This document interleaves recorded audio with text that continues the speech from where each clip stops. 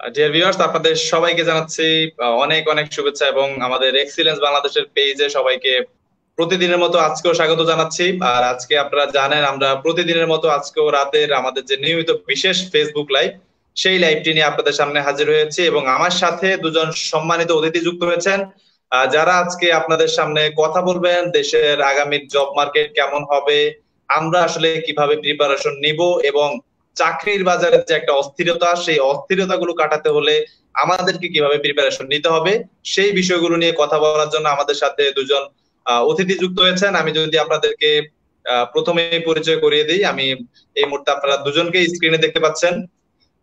আপনারা এই মুহূর্তে দেখতে পাচ্ছেন তাদেরকে স্ক্রিনে, এবং আমি প্রথমে পরিচয় করিয়ে দিই, আমাদের সাথে যুক্ত হয়েছেন শেখ মুজাহিদ স্যার, যিনি সিনিয়র ম্যানেজার হিসেবে আছেন head of HR, Clarke Energy Bangladesh Limited. Sir, আপনাকে স্বাগতম জানাচ্ছি আমাদের এই লাইভে। এবং এরপরে আমাদের সাথে আমাদের এক্সিলেন্স বাংলাদেশের আরো একজন জি, ইনশাআল্লাহ আজকের একটা ভালো সেশন হবে। জি, এরপরে আমাদের সাথে যুক্ত আছেন আমাদের এক্সিলেন্স বাংলাদেশের একজন শুভাকাঙ্ক্ষী এবং সব সময় তার সহযোগিতা সাপোর্ট আমরা সব সময় পাই। আমাদের সাথে যুক্ত আছেন মোহাম্মদ মুরাদ হোসেন স্যার, যিনি সিনিয়র জেনারেল ম্যানেজার হিসেবে আছেন এইচআরএ এবং অ্যাডমিন এন্ড কমপ্লায়েন্সটাও দেখছেন Elite Paint and Chemical Industries Limited. Murad sir, আপনাকে স্বাগতম জানাচ্ছি আমাদের এই লাইভে। Thank you. আসসালামু আলাইকুম রিয়াজ এন্ড দর্শক, আপনাদেরকে ধন্যবাদ। আচ্ছা, আমি আপনাদেরকে, যেহেতু আমরা অফ এয়ার কথা বললে যদিও আমি ভাই বলে সম্বোধন করি, কিন্তু আজকের এই লাইভে আমি আপনাদের দুজনকেই, কারণ আমার রেসপেক্টের জায়গাটা হচ্ছে আপনারা দুজন আমার সিনিয়র এবং আমাদেরকে সবসময় গাইডিং করেন। আমি চাই আজকের এই লাইভের মাধ্যমে আমাদের ভিউয়ার যারা আছে তারা যেন উপকৃত হয় এবং আমার মাধ্যমে আমি যদি তাদের কাছে কোনো ইনফরমেশন আপনাদের কাছ থেকে নিয়ে দিতে পারি, সেটা নিয়ে যেন উপকৃত হয়। আমি প্রথমে মুরাদ ভাইকে স্বাগতম জানাচ্ছি আমাদের এই লাইভে। Thank you Riaz for inviting me for a nice topic. টপিকটা অবশ্যই একদম সমসাময়িক, আর যারা লাইভে দেখছেন তাদের সবাইকে আমার পক্ষ থেকে ধন্যবাদ জানাচ্ছি। আচ্ছা, আমার সাথে আরো যুক্ত আছেন শেখ মুজাহিদ ভাই। ভাই, আপনাকে স্বাগতম জানাচ্ছি আমাদের আজকের লাইভে।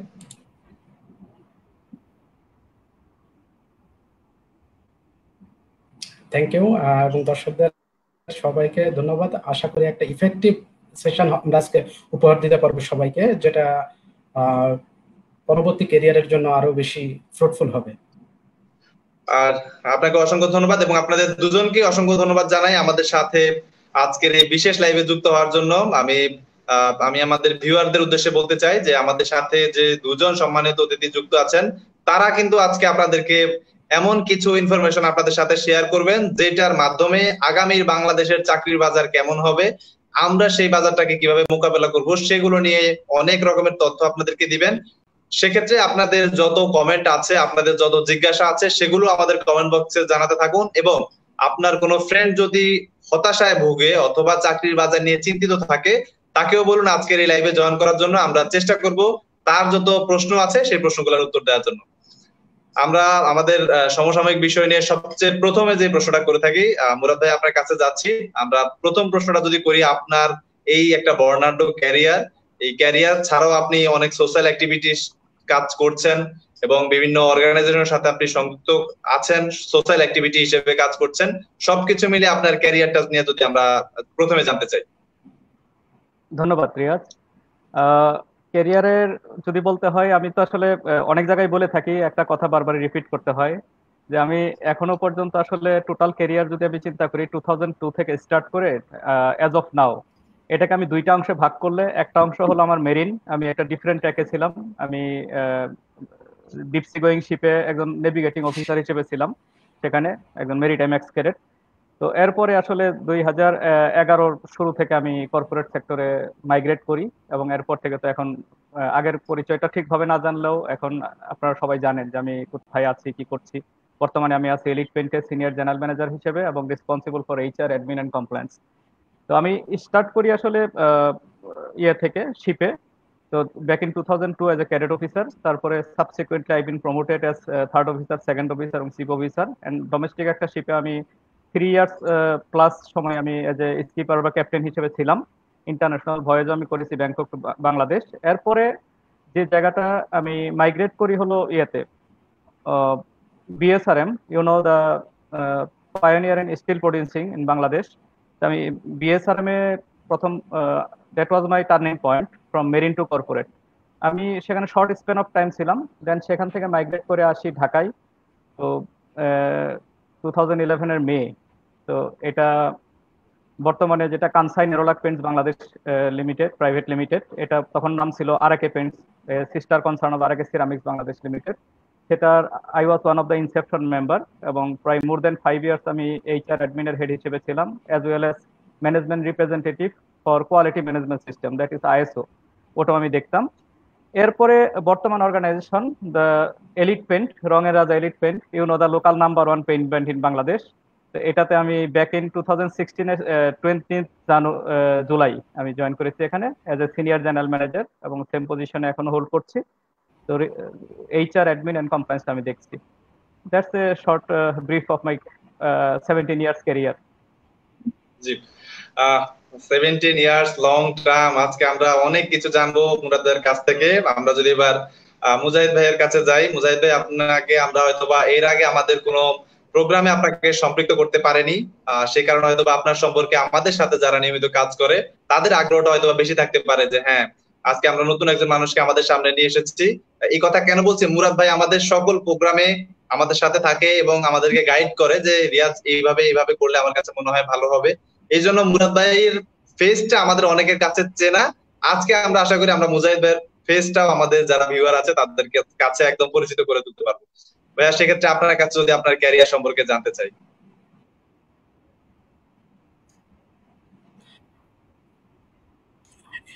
ইনশাল্লাহ, সর্বপ্রথম সবাইকে ধন্যবাদ জানাই এই শোটা দেখার জন্য। আসলে আমার সার্ভিস লেন্থ খুব বেশি না, হয়তো মুরাদ ভাইয়ের অনেক বেশি। আমার 11 বছর প্লাস সার্ভিস লেন্থ।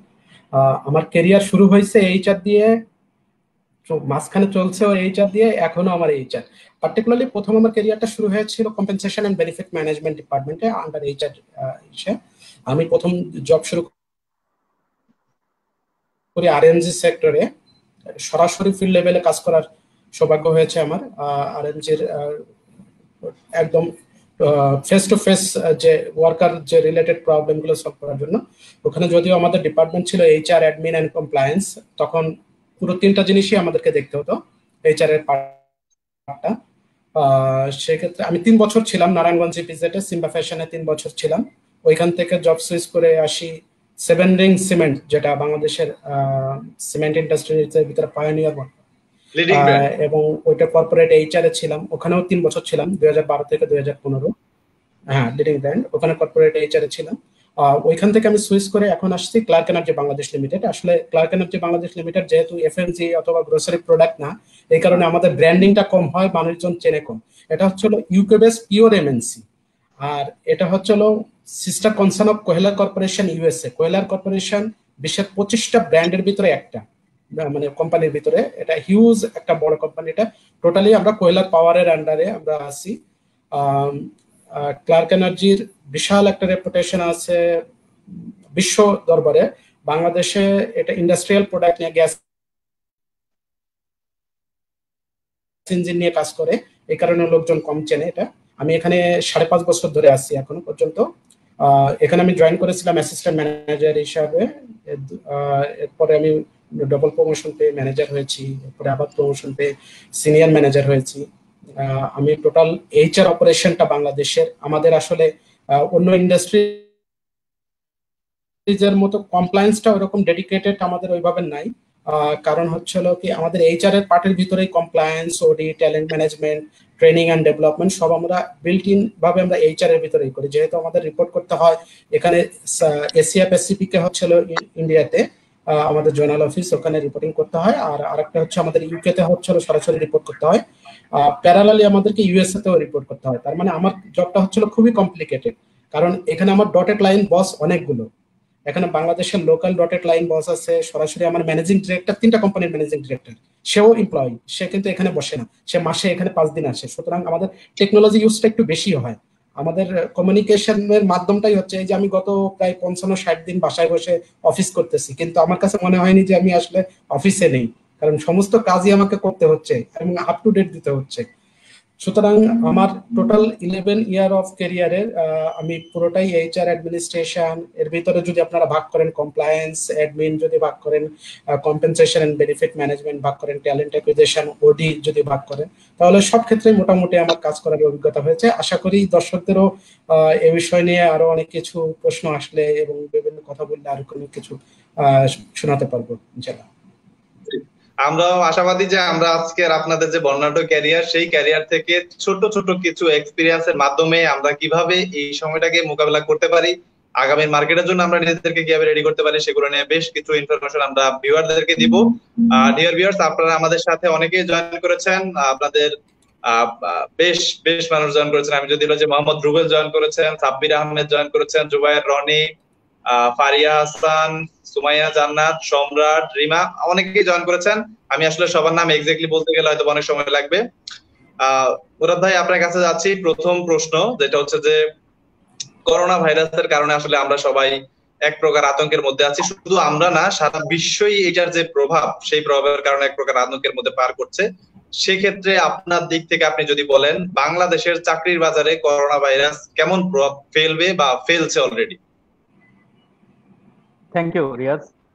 এটা তো স্বাভাবিকভাবে বোঝা যাচ্ছে, চারপাশে যে ধরনের আমরা একটা অস্থিরতা দেখছি, যে বিশেষ করে আমরা যদি আমাদের সবচেয়ে বড় সেক্টর আরএনজি সেক্টরের দিকে তাকাই, আমরা একটা পর্যায়ে গিয়ে কিন্তু এটা বন্ধ হয়ে গেল, মাঝখানে আবার খোলার জন্য একটা ঘোষণা আসলো, মানুষজন কষ্ট করে ঢাকা পর্যন্ত আসার পরে আবার একটা ঘোষণা আসলো যেটা পরবর্তীতে খোলা হবে।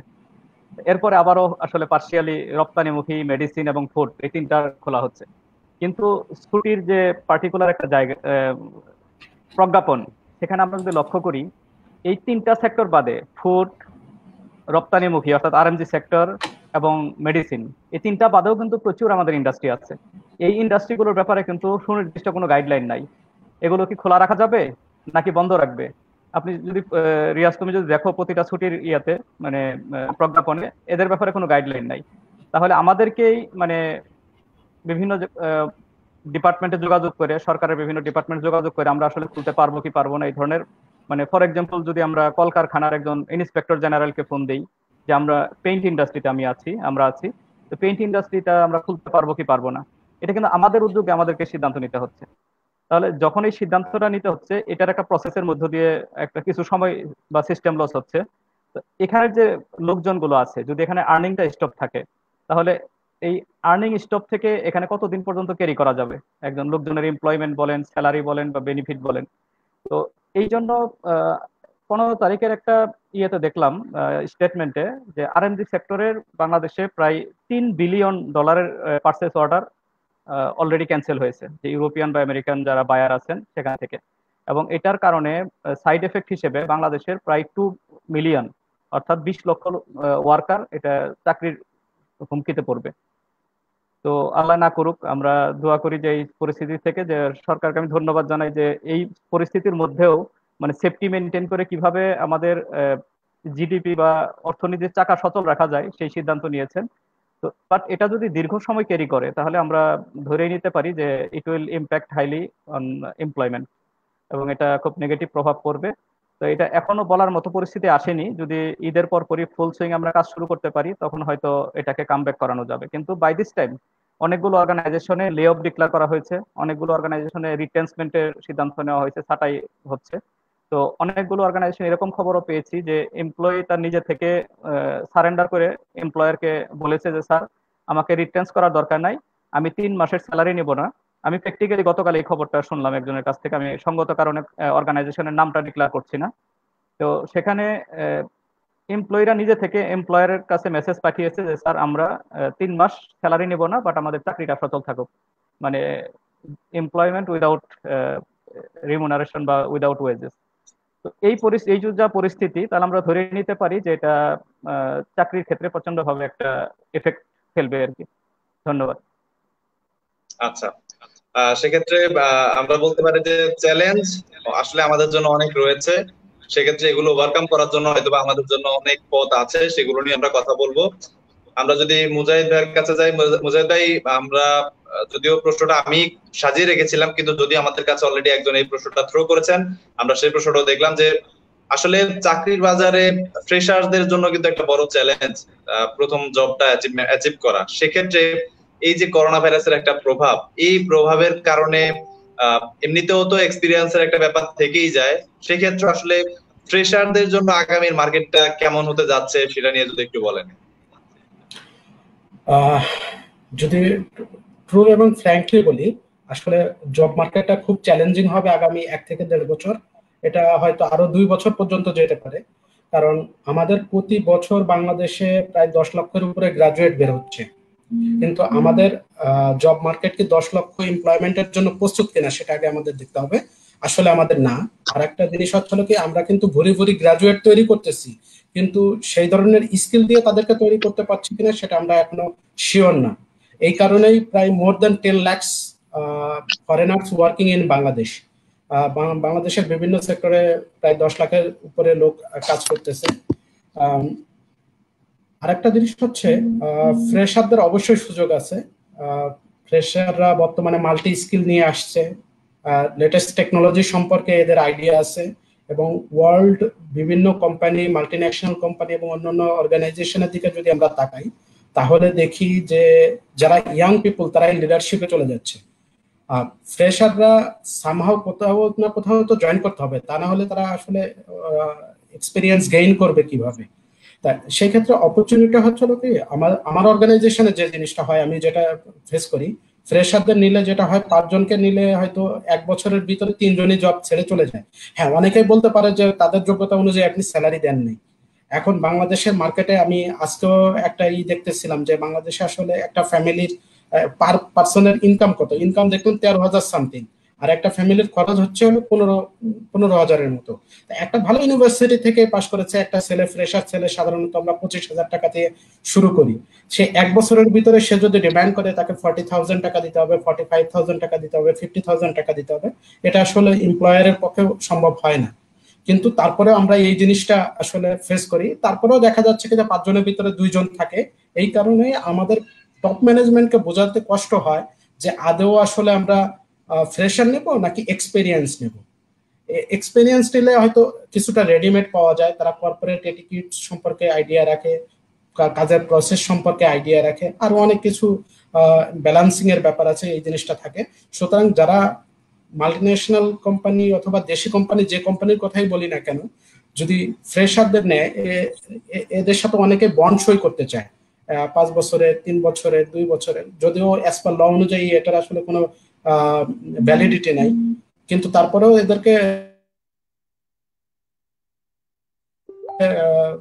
বন্ড সই করে রাখতে চায় যাতে লং টাইমে থাকে। আমাদের বাংলাদেশের যারা ফ্রেশার তারা আসলে চাকরি চায়, কিন্তু তাদেরকে যদি বলা হয় যে কি কি স্কিল সে অ্যাচিভ করেছে, তাহলে মানে তাদের কাছে পাওয়া যায় না। আমি 2018 এর দিকে, 2016-2018 একটা সার্ভে করেছিলাম আমার অর্গানাইজেশনে।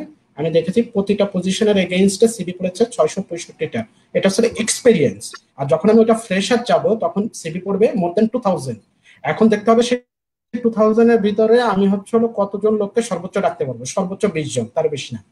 এখন এই 20 জনকে যদি আমি ডাকি, তার ভিতর থেকে হয়তো পুলে আসবে 3 জন অথবা 4 জন। সেই 3 জন বা 4 জনকে কম্পিটিশন করে আসতে হবে। এখন অনেকেই বলে যে আপনারা চাকরি দেন না, আপনারা ফ্রেশারদেরকে নেন না। এখন আমি যদি দেখি যে আমি 10 জন এমপ্লয়িকে জয়েন করালাম, আমার অর্গানাইজেশনে রিক্রুট করলাম, তার ভিতরে আমি 3 জনকে ফ্রেশার নিলাম, সেই 3 জন হলেও দেখা যাচ্ছে 30% আমি ফ্রেশার নিয়েছি। কিন্তু যাদের অর্গানাইজেশনে বাল্ক এমপ্লয়ি নেওয়া হয়, যাদের আরএনজি সেক্টর অথবা ফ্যাক্টরি সেক্টরে যাদের আছে, যাদের তাদেরকে স্কোপ বেশি। আমরা যেহেতু এমএনসি হেভি ইন্ডাস্ট্রি প্রোডাক্ট, আমাদের এখানে হচ্ছে এমপ্লয়ি নেওয়ার হারটা একটু কম। সেই দিক থেকে আমি বলবো ফ্রেশারদের ফ্রাস্ট্রেটেড হওয়ার কিছু নেই। এককালে আমিও ফ্রেশার ছিলাম, এখানে যে দুজন আলাদা কথা বলতেছে এরাও ফ্রেশার ছিল, তারাও কোনো না কোনো মাধ্যমে আসছে। আমাদের একটা সংকীর্ণ মন মানসিকতা হচ্ছে সবচেয়ে বড় কথা। ফ্রেশার হিসাবে আমি কোথায় চাকরি করব, আমি প্রথমেই যদি চিন্তা করি আমার বেতন নিয়ে কনসার্ন হতে হবে, আমার পজিশন নিয়ে কনসার্ন হতে হবে, আমাকে একটা চেয়ার দেবে, আমি চেয়ারে বসবো, একজন লোক আসবে ফাইলপত্র নিয়ে আসবে, আমি সাইন করে দেবো, ব্যাস চলে যাব। আমাদের এই ধরনের মেন্টালিটি আছে। কিন্তু আমাদের ফ্রেশারদেরকে যদি বলা হয় যে সেলসে কাজ করবেন কিনা, অনেকেই বলে চাকরির জন্য মানে করে যে একটা চাকরি দিন, তার যদি বলি যে সেলসে কাজ করবেন কিনা, না ভাইয়া আসলে সেলসে চাকরি করতে চাচ্ছিলাম না, কি জন্য, আসলে ওইখানে অনেক পরিশ্রম করতে হয়, দৌড়াইতে হয়, টার্গেট অ্যাচিভ করতে হয়। পরিশ্রম করবে না, কি হবে, তাকে একটা চেয়ার টেবিল দিতে হবে, সে বসবে, এসির বাতাস খাবে, এভাবে আসলে চাকরি করবে। ব্যাপারটা আসলে ফ্রি এন্ড ফ্র্যাঙ্ক ভাবে আসলে এইভাবে। যদি আরেকটা জিনিস দেখা যাচ্ছে কি অনেকেই চাকরি চায়, অনেকেই আমাদের কাছে রিকোয়েস্ট আছে ফ্রেশার, তাদেরকে বলবো যদি তাদেরকে বলা হয় যে চাকরিটা হচ্ছিল যাত্রাবাড়িতে, সে ফর এক্সাম্পল সে মিরপুরে থাকে, ভাইয়া যদি আপনি একটু গুলশান বনানীর দিকে দেখতেন তাহলে একটু ভালো হতো, এখন যাত্রাবাড়ির দিকে তো যাতায়াতের অনেক সমস্যা, কিভাবে যাব কিভাবে আসবো, এবং ফিমেল ক্যান্ডিডেট হলে তাহলে তো বলার আরো অনেক কিছু, অনেক কমপ্লিকেটেড সিচুয়েশনে পড়তে হয়। তারপরে আমি বলবো জব মার্কেট এখনো খারাপ হয়নি, আমাদের এখনো কোভিড এর ইম্প্যাক্টটা এখনো পুরোপুরি ভাবে পড়েনি। গভর্নমেন্ট যেহেতু আরএনজি সেক্টরে অলরেডি 5,000 কোটি টাকা প্রণোদনা দিয়েছে স্যালারি দেওয়ার জন্য, যদিও দুর্ভাগ্যজনক ভাবে শুধু ওয়ার্কারদের দেওয়া হয়েছে, স্টাফদের দেওয়া হয় নাই। স্টাফদের তো ফ্যামিলি আছে, তারা কিভাবে চালাবে, অনেক ওয়ার্কারের ন্যূনতম স্যালারি ধরে দেওয়া আছে, কিন্তু স্টাফদের স্যালারি ধরে দেওয়া নেই ন্যূনতম, সেক্ষেত্রে 6-7-8 হাজার টাকাও এমপ্লয়ি পাওয়া যায়, এখন গ্রাজুয়েটই পাওয়া যায়। ফ্রেশারদেরকে আমি একটা কথাই বলবো, what ever the job just grab ইট। মানে স্যালারির দিকে প্রথমে তাকানোর কোনো দরকার নাই, যেখানে 2 বছরের এক্সপিরিয়েন্স চাই 2 বছরের এক্সপিরিয়েন্স গ্যাদার করে সেখানে চলে যায়, আপনি স্যালারির দিকে তাকাবেনই না, আপনি নেটওয়ার্ক বিল্ড আপ করেন, আপনি বিভিন্ন গ্রুপ কনফারেন্স, বিভিন্ন সেমিনার মিটিং এইগুলোতে অ্যাটেন্ড করেন, আপনার স্কিল ডেভেলপ করেন। বর্তমান টেকনোলজি আসলে কি চায়, বর্তমান সময় কি চায়, আমরা আগে দেখতাম কি যে আমরা কখনো কল্পনা করছি যে আমরা এই ধরনের সেশন করব অনলাইনে, ব্যাক 2000, 2005, 2006 এই সময় আমরা কল্পনা করিনি, শুধুমাত্র স্কাইপে ছিল আমাদের আসলে ভার্চুয়াল মিটিং করার জন্য। এখন কিন্তু আমাদের অনেকগুলো অপশন আছে, শুধুমাত্র ফ্রেশার না, শুধু টিউশনি করে আগে ইনকাম করতো, আগে যারা স্টুডেন্ট ছিল টিউশনি করার পর সরকারি জব প্রিপারেশনে নেওয়ার জন্য 30 বছর 32 বছর পর্যন্ত বসে থাকতো, তারপরে জব মার্কেটে আসতো। আমি একটা রিয়েল সিনারি বলি ফ্রেশারদের জন্য এই জিনিসটা কাজে হবে, সেটা হচ্ছে কি এখনো আমার অনেক বন্ধু বান্ধব আছে যারা আমার সাথে লেখাপড়া করছে, তারা এক্সিকিউটিভ লেভেলের জব খোঁজে। কিসের জন্য জব খোঁজে, তারা কি করছে, তারা গ্রাজুয়েট হয়ে গেছে 22 বছর বয়সে, গ্রাজুয়েট হয়ে যাওয়ার পরে গভর্নমেন্ট জব করবে, আমি খারাপ বলছি না, গভর্নমেন্ট জব করবে, সে কি করছে, লেখাপড়া শুরু করে দিচ্ছে, পরীক্ষা দিচ্ছে তো দিচ্ছে, কোনো সরকার অন্য চাকরির জন্য ট্রাই করে নাই, অন্য কোনো স্কিল ডেভেলপ করে নাই, 30 বছর বয়স হয়ে গেছে, সরকারি চাকরির বয়স শেষ হয়ে গেছে, এখন সে আসছে জব মার্কেটে যে আমাকে একটা জব দাও। এখন সে যখন যে ইন্টারভিউ দিতে আসছে দেখছে যে ইন্টারভিউ নিচ্ছে সে তার থেকে জুনিয়র, কারণ সে অলরেডি 6 বছর 7 বছর এক্সপিরিয়েন্স গেইন করছে, সে ম্যানেজারিয়াল পজিশনে চলে গেছে। তখন আবার তার ভিতরে ইগো প্রবলেম কাজ করে যে আসলে আমি এই স্যালারিতে চাকরি করব কিনা, এই জিনিসটা করতে পারি। এই কারণে আমি বলবো যে যাদের ভালো স্কিল আছে, যাদের ভালো ম্যারিট আছে, সবকিছু আছে, যদি সরকারি চাকরির জন্য ডেডিকেটেড করতেই চায় করুক, তার হয়তো 2% চাকরি পাবে সরকারি চাকরি, বাকি 98%কে আমাদের এই মার্কেটে আসতেই হবে। সুতরাং হচ্ছে প্রথম থেকেই ট্রাই করা উচিত, এইটা পাশাপাশি সরকারি চাকরির জন্য সে প্রিপারেশন নিতে পারে। অনেকেই বলতে পারে যে এটার জন্য আবার প্রাইভেট কোম্পানিতে তো 12 ঘন্টা 14 ঘন্টা খাটায়, তাহলে ই করবো কি করে। আমি রিসেন্টলি একটা বলি যে আমার এলাকার এক ছোট ভাই, সে একটা চাকরি চাইলো, সে অনার্সে পড়ে, তা সে বলতেছে তার ফ্যামিলি থেকে আর্নিং সাপোর্ট দিতে পারতেছে না। তা আমি একটা কোম্পানিতে পাঠালাম তাকে, ছোট পজিশন, খুব বেশি বড় পজিশন না, 8 থেকে 10 হাজার টাকা বেতন হবে। তা যাওয়ার পরে ওইখানে কোম্পানিতে বলছে যে 12 ঘন্টা ডিউটি। যখন বলছে 12 ঘন্টা ডিউটি, সে বলছে আমি ক্লাস করব কখন, পড়বো কখন, আমি করব কখন। এখন সে যদি এই চিন্তা করে যে সে পড়বে কখন, ক্লাস করবে কখন, আবার চাকরি করবে কখন, একসাথে কিন্তু সবগুলো হয় না। তা আপনাকে প্রথমেই ঠিক করতে হবে আসলে আপনি কোন সেক্টরে যেতে চান, আপনি কোন সেক্টরে ডেভেলপ করতে চান, আপনার আগে টার্গেট সেট করতে হবে। যদি টার্গেটটা ঠিক না হয় তাহলে আপনি আমরা এই ইস্যুগুলো নিয়ে আপনার কাছে একটু পরে আসছি। আমরা যদি আপনার কাছে একটু আপনার কথা ক্লারিফাই করি ছোট্ট করে, সেটা হচ্ছে যে আগে যে ব্যাপারগুলোতে আমাদের অনীহা কাজ করতো, আমাদের এটা আমার সাথে যায় না, এটা আমার সাথে হবে না, আমি এটা পারবো না, এই জিনিসগুলো থেকে আমাদেরকে বের হয়ে আসতে হবে। জীবিকার তাগিদে হোক অথবা নিজেরা যদি সার্ভাইভ করতে হয়, কারণ 2টা বছর বা 3 বছর আমাদেরকে অনেক পরিমাণ সার্ভাইভ করতে হবে, সেক্ষেত্রে এই বিষয়গুলোকে আমাদের মধ্য থেকে সরিয়ে নিতে হবে, একটু কষ্ট করতে হবে, হার্ড ওয়ার্কিং করতে হবে, তাহলে হয়তোবা ফ্রেশারদের জন্য একটা সুযোগ বা বেশ কিছু সুযোগ বেরিয়ে আসবে।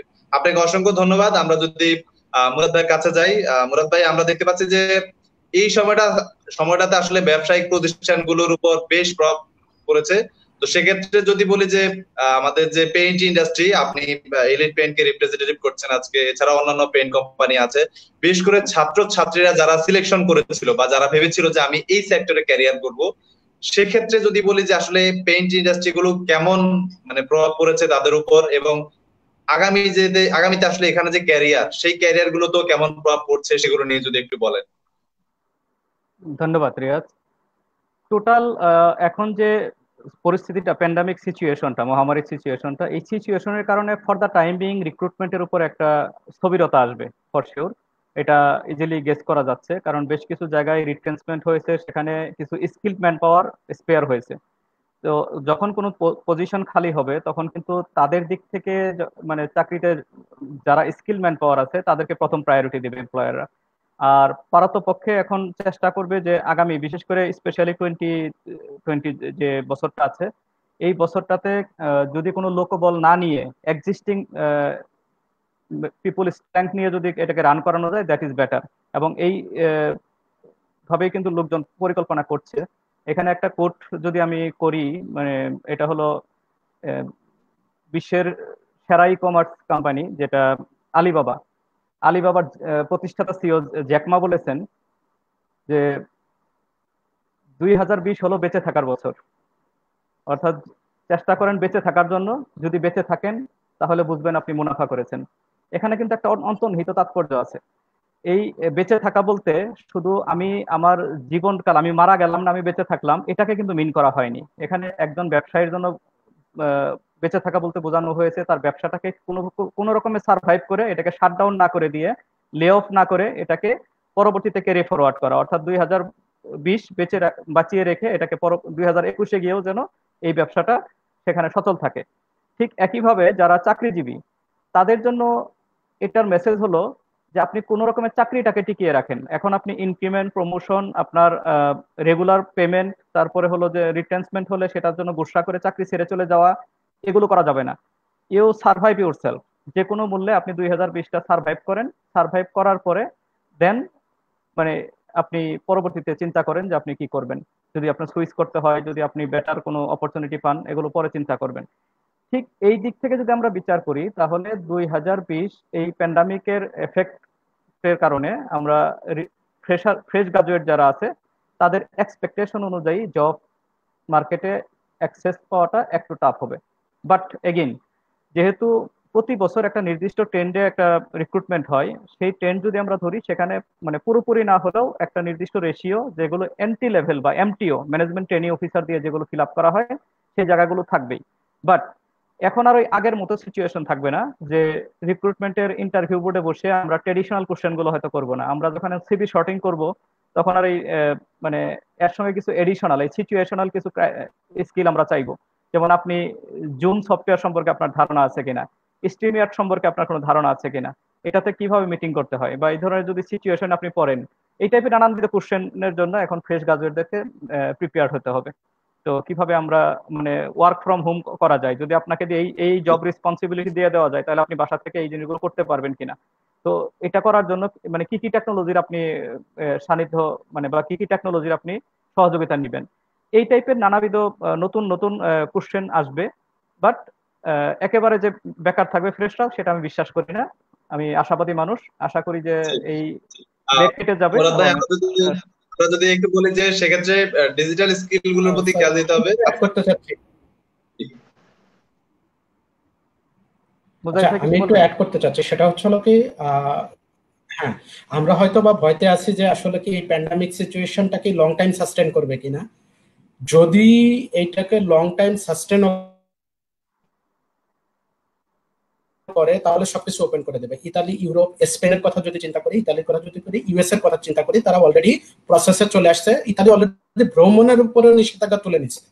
সুতরাং এখানে আইএমএফ একটা পূর্বাভাস দিচ্ছে যে বাংলাদেশে এবার 2% জিডিপি গ্রোথ হবে, যেখানে ইন্ডিয়া হয়তো বা জিরো গ্রোথ হবে। এবং আরেকটার সাথে সাথে আরেকটা জিনিস দিচ্ছে যে বাংলাদেশ সম্ভবত 9% গ্রোথ হবে হচ্ছিল 2021-এ। তার মানে নেক্সট ইয়ার কিন্তু আমাদের big opportunity to grow up. তো এই বছর যদি আসলে আমি মুরাদ ভাইয়ের সাথে একমত যে সার্ভাইভ করে যেতে পারি, শুধুমাত্র জাস্ট সার্ভাইভ করে যেতে পারি, তাহলে পরবর্তী বছরে হ্যাঁ আমরা নতুন টেকনোলজি সম্পর্কে যেরকম করব, রিমোট সুপারভাইজিং এর যে ব্যাপারটা আছে সেই জিনিসটা, এবং রিমোট যে মিটিং মিনিটস এই যে জিনিসগুলো আছে এইগুলো এখন রিশাফল হবে। আর আরেকটা জিনিস হচ্ছিল টেকনিক্যালি অ্যাডভান্স যদি না হয় তাহলে কোনো ক্যান্ডিডেট এখন ইন্টারভিউ দিতে পারবে না। কারণ হচ্ছিল এখন ম্যাক্সিমাম ইন্টারভিউ আমরা অভ্যস্ত হয়ে গেছি, এখন ম্যাক্সিমাম ইন্টারভিউ হবে অনলাইনে। কাউকে চিটাগাং থেকে ঢাকায় আসতে হবে না, কাউকে ঢাকা থেকে চিটাগাংয়ে যেতে হবে না, বরিশাল থেকে ঢাকায় আসতে হবে না। এখন চাইলে মোবাইল অ্যাপস এর মাধ্যমে আমরা হচ্ছিল রিক্রুটমেন্ট করবো। সুতরাং হচ্ছিল স্মার্টফোন, ডিজিটালাইজেশন, টেকনিক্যাল নলেজ, এবং আরেকটা জিনিস এখন হচ্ছিল কি যে কথা বলা হয়েছে 2028 এর দিকে সম্ভবত এআই টুল যেটা আছে আর্টিফিশিয়াল ইন্টেলিজেন্স হচ্ছে 50% দখল করবে, এবং 2030 দিকে হচ্ছিল 85%। যদি আমাদের বাংলাদেশে আসতে একটু দেরি হবে, কারণ আমরা অতটা অ্যাগ্রেসিভ না এখন পর্যন্ত ডিজিটালাইজেশনের ক্ষেত্রে। সেই ক্ষেত্রে কিন্তু যারা টেকনিক্যাল স্কিল, মাল্টি স্কিলের পিপল আছে, এদের ডিমান্ড বাড়বে। ঠিক আছে, আমার মনে হয় আমরা অন্য বিষয়ে যেতে পারি। অসংখ্য ধন্যবাদ। আমরা আপনার কাছে এই যে ভার্চুয়াল যে ইন্টারভিউর বিষয়টা সেটা নিয়ে একটু পরেই আসছি, কারণ সেটা নিয়ে আমার একটা প্রশ্ন আছে, আমি সাজিয়েছিলাম আজকের এই টপিকে। মুরাদ ভাই, আপনার কাছে একজন প্রশ্ন করেছেন আমাদের শুভাকাঙ্ক্ষী, নামটা বললে আপনিও চিনবেন। আমাদের সাথে যুক্ত হয়েছেন জাহাঙ্গীর নবী মীর স্যার, তিনি যুক্ত হয়েছেন এবং তিনি আমাদেরকে প্রশ্ন করেছেন যে Murad Hasan, please tell about employability skill because you are very much expert on it. So ভাই আপনি যদি একটু তবে সেক্ষেত্রে একটু ইনফরমেশন যদি আপনার কাছে চাই যে এমপ্লয়াবিলিটি স্কিলটা হয়তো বা আগে একটু একরকমের ছিল, আপনারা যেগুলো নিয়ে বলেছেন করোনা ভাইরাসের কারণে হয়তো বা ওই স্কিল গুলোর সাথে নতুন কিছু যোগ হবে, সেটা মিলিয়ে যদি একবারে বলেন। ধন্যবাদ নবী ভাই, আসসালামু আলাইকুম। আপনি দেখছেন সময় করে, এই জন্য ধন্যবাদ। আচ্ছা, নবী ভাইকে আসলে আমরা খুব ফ্যামিলিয়ার রিলেশন, এই জন্য আমার চেয়ে বয়সে একটু সিনিয়র ফ্রেন্ড, তারপরে আমরা তুমি করে বলি আর কি। নবী ভাই ধন্যবাদ তোমাকে। তো এমপ্লয়াবিলিটি স্কিল নিয়ে যদি আমরা বলতে চাই, তাহলে প্রথম তো হলো আমি বারবারই যে বিভিন্ন ইউনিভার্সিটিতে যখন আমি ইনভাইটেড গেস্ট হিসেবে অনেক সময় ছোট সেশন, অকেশনাল কোনো সেশন নিতে যাই বা ক্লাসে যদি যাই, তাহলে আমি যে কথাটা বলি যে গতানুগতিক যে আমরা যে পড়াশোনাটা করি, এটা কিন্তু প্র্যাকটিক্যাল ফিল্ডে এসে এর খুব একটা অ্যাপ্লিকেশন থাকে না।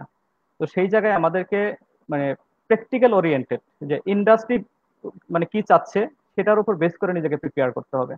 আর নিজেকে যদি সেভাবে প্রিপেয়ার করতে হয়, ইউজিসি থেকে যে সিলেবাসটা আছে সেখানে এখন বাংলাদেশে খুব ভালো একটা ট্রেন্ড শুরু হয়েছে যে যখন বিবিএ বা এমবিএ এর যখন মেজর সাবজেক্ট আমরা চুজ করি, যেটা মানে স্পেশালাইজ টপিকটা, কেউ ফিন্যান্স, এইচআর বা মার্কেটিং, তখন ওই ক্লাসের ক্ষেত্রে কিছু কিছু কিন্তু ইন্ডাস্ট্রি এক্সপার্টদেরকে ইনভলভ করা হচ্ছে। এখন ঢাকা শহরে আমরা দেখছি যে ইন্ডাস্ট্রি এক্সপার্টদের ওই ক্লাস নিতে গিয়ে তারা প্র্যাকটিক্যাল ফিল্ডে কি ধরনের ব্যাপার আছে সেটা অ্যালাইন করে। এট দ্য সেম টাইম আমি কিন্তু আরেকটা কথা আমি প্রতিবারই বলি যে একজন স্টুডেন্ট যদি 2 মাস ইন্টার্নশিপ করে বা 3 মাস ইন্টার্নশিপ করে, ম্যাক্সিমাম 4 মাসও যদি করে, তাহলে এই তাদেরকে যারা পড়ায় তাদের ক্ষেত্রে যদি এখন 100 জন স্টুডেন্ট যদি 2 মাস করে ইন্টার্নশিপ করে, তাহলে কিন্তু তার মানে 200 মাস মানে এটাকে ইন্টার্নশিপ করতে হচ্ছে 2 মাস করে যদি করে। সেই জায়গায় তাকে যে টিচার টিচ করছেন, যে ফ্যাকাল্টি, তাকে যদি 15 দিন বা 1 মাস ইন্ডাস্ট্রি অ্যাটাচমেন্ট দেওয়া হয়, তাকে যদি আমরা এমফিল পিএইচডির জন্য স্টাডি লিভে পাঠাই, ইউনিভার্সিটি অথরিটি যেহেতু পাঠায়, ঠিক একইভাবে এটা যদি তাদেরকে একটা মানে ট্রেডিশন হয়ে যায়, যদি এটাকে ইনক্লুড করা হয় যে প্রতিটা ফ্যাকাল্টিকে পড়াতে হলে আগে প্রথমে তাকে 3 মাস বা 6 মাস ইন্ডাস্ট্রিতে আগে জব করে আসতে হবে প্র্যাকটিক্যাল ফিল্ডের সাথে। উনি থিওরি বেস যে পিএইচডি এমফিল করেছেন সেটাকে প্র্যাকটিক্যালের সাথে কি ইনভলভমেন্ট আছে সেটা জেনে এসে তারপরে স্টুডেন্টদেরকে পড়াবে, বোথ থিওরি এন্ড প্র্যাকটিক্যাল দুইটাকে। হ্যাঁ, মিক্স করে। এটা হলো যে একটা সাইড। দ্বিতীয় হলো যখন বিবিএ ফার্স্ট ইয়ারে একজন স্টুডেন্ট এডমিশন নেয়, সেখান থেকে 4 বছর হলো তার গ্রাজুয়েশন কমপ্লিট করা। আমরা ধরে নিলাম যে সবাই এমবিএ করে না, গ্রাজুয়েশন করে জবে ঢুকে যায়, অনেকের ফ্যামিলি নিড আছে বা অন্যান্য কিছু আছে। তো এই 4 বছরে কিন্তু তার 48টা মাস, 48টা মাসের ভিতরে আমরা যদি এরকম একটা ফার্স্ট ইয়ারে ভর্তি হওয়ার সাথে সাথে আমরা একটা মাইন্ডসেট করি যে 4টা শুক্রবার আমার ইয়েতে, অর্থাৎ 4টা শুক্রবার যদি মাসে হয়, প্রতি বছর হলো 52টা। এই 52কে 4 বছরে যদি আমি মাল্টিপ্লাই করি, তাহলে আমাকে 204 দিন বা 208 দিন, 208টা শুক্রবার কিন্তু পাচ্ছি আমরা পুরো আমার বিবিএ স্টুডেন্টশিপ ক্যারিয়ারে। ক্যারিয়ার। হ্যাঁ, এর ভিতরে আমি প্রতি মাসে আমার কেন আমি একটা করে শুক্রবার আমার প্রফেশনাল গ্রোথের জন্য আমি ইনভেস্ট করছি না? আমি 4টা শুক্রবারই ঘুমিয়ে ফ্রেন্ডদের সঙ্গে সময় কাটিয়ে ফেসবুকিং করে যদি আমি সময় কাটাই, এখান থেকে একটা শুক্রবার যদি আমি মাইন্ডসেট করি অনার্স ফার্স্ট ইয়ার থেকে, যে প্রতি বছর প্রতি মাসে 4টা আউট অফ 4 ফ্রাইডে আমি একটা ফ্রাইডে আমার প্রফেশনাল কেরিয়ার ডেভেলপমেন্টের জন্য, যে ঢাকা শহরে যে বিভিন্ন মানে ইনস্টিটিউট গুলো আছে যারা ট্রেনিং প্রোভাইড করে, ওয়ার্কশপ প্রোভাইড করে, তাদের সাথে আমি অ্যালাইন হয়ে একটা করে ট্রেনিং আমি করব। তাহলে 4 বছর পরে তার কেরিয়ারে কিন্তু টোটাল 48টা ট্রেনিং যোগ হবে। তাহলে আমি একটা সিভি রাইটিং এর যখন সেশন নেই, তখন আমি বলি যে তাহলে সিভি 2 পেজের ভিতরে রাখতে হবে, 2 পেজের ভিতরে লিমিটেড রাখতে হবে, এরকম কোন কথা নাই। কারণ যার 48টা ট্রেনিং আছে, এত কষ্ট করে ইনভেস্ট করে করেছে, তার অবশ্যই মানে অধিকার আছে এই 48টা ট্রেনিং এনলিস্ট করা তার রিজিউমের ভিতরে, যে আমি এগুলো করেছি। তো দিস ইজ নাম্বার 1। এটা হলো যে ব্যতিক্রম হতে হবে, মানে কোনো এমপ্লয়াবিলিটি স্কিলের ভিতরে এখন thousands of millions of students are passing out from university, and around 50 public university, around 100 private university, BBA MBA সবাই করছে। বাট তাহলে সবাইকে যেরকম ট্রিট করবে আমাকে সেরকম ট্রিট করবে। তাহলে আমি যদি এক্সেপশনাল ট্রিট পেতে চাই, তাহলে আমাকে এক্সেপশনাল হতে হবে। এক্সেপশনাল হওয়ার উপায় হলো অন্যদের চেয়ে মানে একটু এহেড হতে হবে আমাকে। কেউ যদি শুধু বিবিএ থাকে, তাহলে আমার বিবিএ এর সাথে ওই ইয়ের উপরে বা এমবিএ থাকে, সেটার সঙ্গে আমি একটা পিজিডি এইচআরএম করবো। পোস্ট গ্রাজুয়েট ডিপ্লোমা ইন, আমি যদি এইচআর হই এইচআর, মার্কেটিং হলে মার্কেটিং, ফিনান্স হলে ফিনান্স, এটা আমি করব। তাহলে আমি কিছুটা মানে শর্ট গ্রুপে আমি চলে আসলাম। এই শর্ট গ্রুপে চলে আসার পরে আমি যদি এর সঙ্গে ফর এক্সাম্পল যদি এইচআর এর একজন এন্ট্রি লেভেলের একজন অফিসার হয়, এর সঙ্গে যদি আমার অ্যাডমিনও যেহেতু কিছুটা লিঙ্ক আপ আছে এবং এমপ্লয়ি ডিসিপ্লিনারি প্রসিডিউর যেহেতু আমাকে দেখতে হয়, তাহলে why I should not study the law? তাহলে আমি একটা এলএলবি সার্টিফিকেট নিয়ে নিলাম। তাহলে কিন্তু MBA, major in HRM, PGD HRM এবং এলএলবি, 3টা হয়ে কিন্তু আমি একটা শর্ট গ্রুপে চলে আসছি। তাহলে যখন স্ক্রিনিং করবে, নর্মাল এমবিএ হোল্ডাররা প্রথমে ছাঁটাই হবে, তারপরে এমবিএ এবং পিজিডি এইচআরএম আছে বাট এলএলবি নাই, তারা ছাঁটাই হবে যখন আরেকজন এলএলবি হোল্ডার থাকবে। অর্থাৎ আমি প্রথম দিকে একটা শর্ট লিস্টে চলে যাচ্ছি, একটা সুদৃষ্টি আমার দিকে প্রথমেই পড়ছে যে হ্যাঁ অন্যদের চেয়ে সে একটা শর্ট লিস্টে। এরপরে এইভাবে যদি আমরা চিন্তা করি, এর বাইরে যে জিনিসগুলো করতে হবে, বর্তমানে কম্পিউটার লিটারেসি ইজ মাস্ট। এটাকে এখন এক্সেল বলি আমরা, তারপরে পাওয়ার পয়েন্ট বলি, প্রেজেন্টেশন দিতে হয় এখন প্রচুর, কারণ প্রত্যেককে করতে হয়। এই 2টা জিনিস অবশ্যই লাগবে। ওয়ার্ড তো একদম ভেরি বেসিক। এরপরে হলো যে কমিউনিকেশন স্কিল। তো এমপ্লয়াবিলিটি স্কিলের ভিতরে বলা হয় যে একজন লোকের একাডেমিক ব্যাকগ্রাউন্ড, একজন স্টুডেন্টস বা একজন সার্ভিস হোল্ডারের একাডেমিক ব্যাকগ্রাউন্ড এবং তার জব এক্সপিরিয়েন্স তাকে চাকরিতে ঢোকার ক্ষেত্রে সহযোগিতা করে, বাট চাকরিতে ঢোকার পরে তার জব থাকবে কি যাবে, তার প্রমোশন হবে কি স্লো হবে প্রমোশন, এইসব বিষয় তাকে নির্ভর করে তার কমিউনিকেশন স্কিলের উপরে। এবং 80 to 85% তার এই এমপ্লয়াবিলিটি স্কিলটা বা চাকরিতে সাস্টেন করার বা প্রমোশন পাওয়ার ব্যাপারগুলো ডিপেন্ড করে তার এই কমিউনিকেশন স্কিলের উপরে। এই ক্ষেত্রে কমিউনিকেশনের বিভিন্ন ফরম্যাট আছে, এটা আমরা জানি, যেখানে ভার্বাল কমিউনিকেশন, রিটেন কমিউনিকেশন, তারপরে আমাকে মেইলিং কমিউনিকেশন স্কিল আমার কেমন, মানে ওয়ে অফ টকিং কেমন, get along with others, team player হিসেবে আমি কেমন, এই অল টুগেদার এই জিনিসগুলো থাকতে হবে। মানে তাহলে এখন বলা হয় কি যে ইন্টারভিউ বোর্ডে অনেক সময় দেখা গেল টিম করে দেওয়া হয়, টিম করে একটা ইনস্ট্যান্ট একটা কেস স্টাডি দেওয়া হয়, এর ভিতরে লিডারশিপটা কিন্তু অটোমেটিক্যালি বের হয়ে আসে। তো এই ধরনের ইন্টারভিউ কিন্তু আমরা দেখি।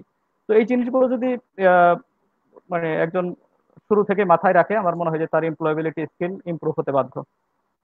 ধন্যবাদ। জি, সেটাকে অসংখ্য ধন্যবাদ। আমার কাছে মনে হয় যে যারা এমপ্লয়াবিলিটি স্কিল নিয়ে কাজ করছেন বা আপনারা যারা ট্রেনিং করছেন, আমার কাছে মনে হয় এই যে সেগমেন্টটা আমরা গেল মুরাদ ভাই বললেন, এইটা যদি আপনি একটু রপ্ত করতে পারেন, আমার কাছে মনে হয় যে আপনি এমপ্লয়াবিলিটি স্কিল নিয়ে অনেক দূরে এগিয়ে যাবেন এবং আশা করি সেটা আয়ত্ত করতে পারবেন। আমরা এবার মুজাহিদ ভাইয়ের কাছে যাই, তার কাছে অনেকগুলো। জি রিয়াজ, আমি একটা জিনিস মিস করেছি, আর একটা হলো প্রফেশনাল নেটওয়ার্কিং। তো এন্ট্রি লেভেলের তাহলে যে যে ইউনিভার্সিটি থেকে বের হয়েছে, যে ইনস্টিটিউট থেকে বের হয়েছে, সেই ইউনিভার্সিটির কয়েক ব্যাচের ডেটা বেস তার কাছে থাকতে হবে, তারা কে কোথায় আছে এবং কে কতটুকু কেরিয়ার গ্রোথ করেছে। এরপরে যে ডিপার্টমেন্টে জব করে, for example HR A job করছে বা মার্কেটিং এ জব করছে, অ্যাকাউন্টে জব করছে, ওই ডিপার্টমেন্টের সাকসেসফুল পিপুল কারা কারা আছে, তাদের সঙ্গে মানে বিভিন্ন লিঙ্ক আপ করতে হবে।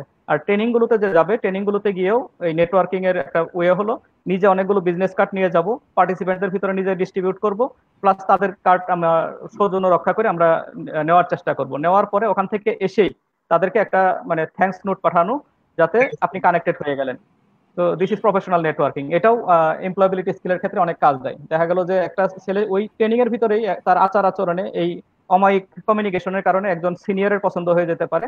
তার ওখানে দেখা গেল 2 বছর পরে একটা পোস্ট খালি হয়েছে, তখন এই যে কমিউনিকেশনটা শুরু হলো, এই কমিউনিকেশনের সূত্র ধরে যে হ্যাঁ ওই ছেলেটাকে তো ভালো, মানে we may trust on him, তাকে টেনে নিতে পারে। তো this is also required for the employability skill.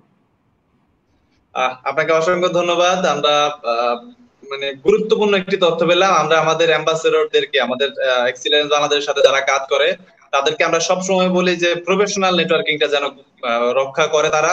কারণ আমাদের সাথে কাজ করতে গেলে আমাদের সাথে, যেমন আজকে আপনাদের দুজনকে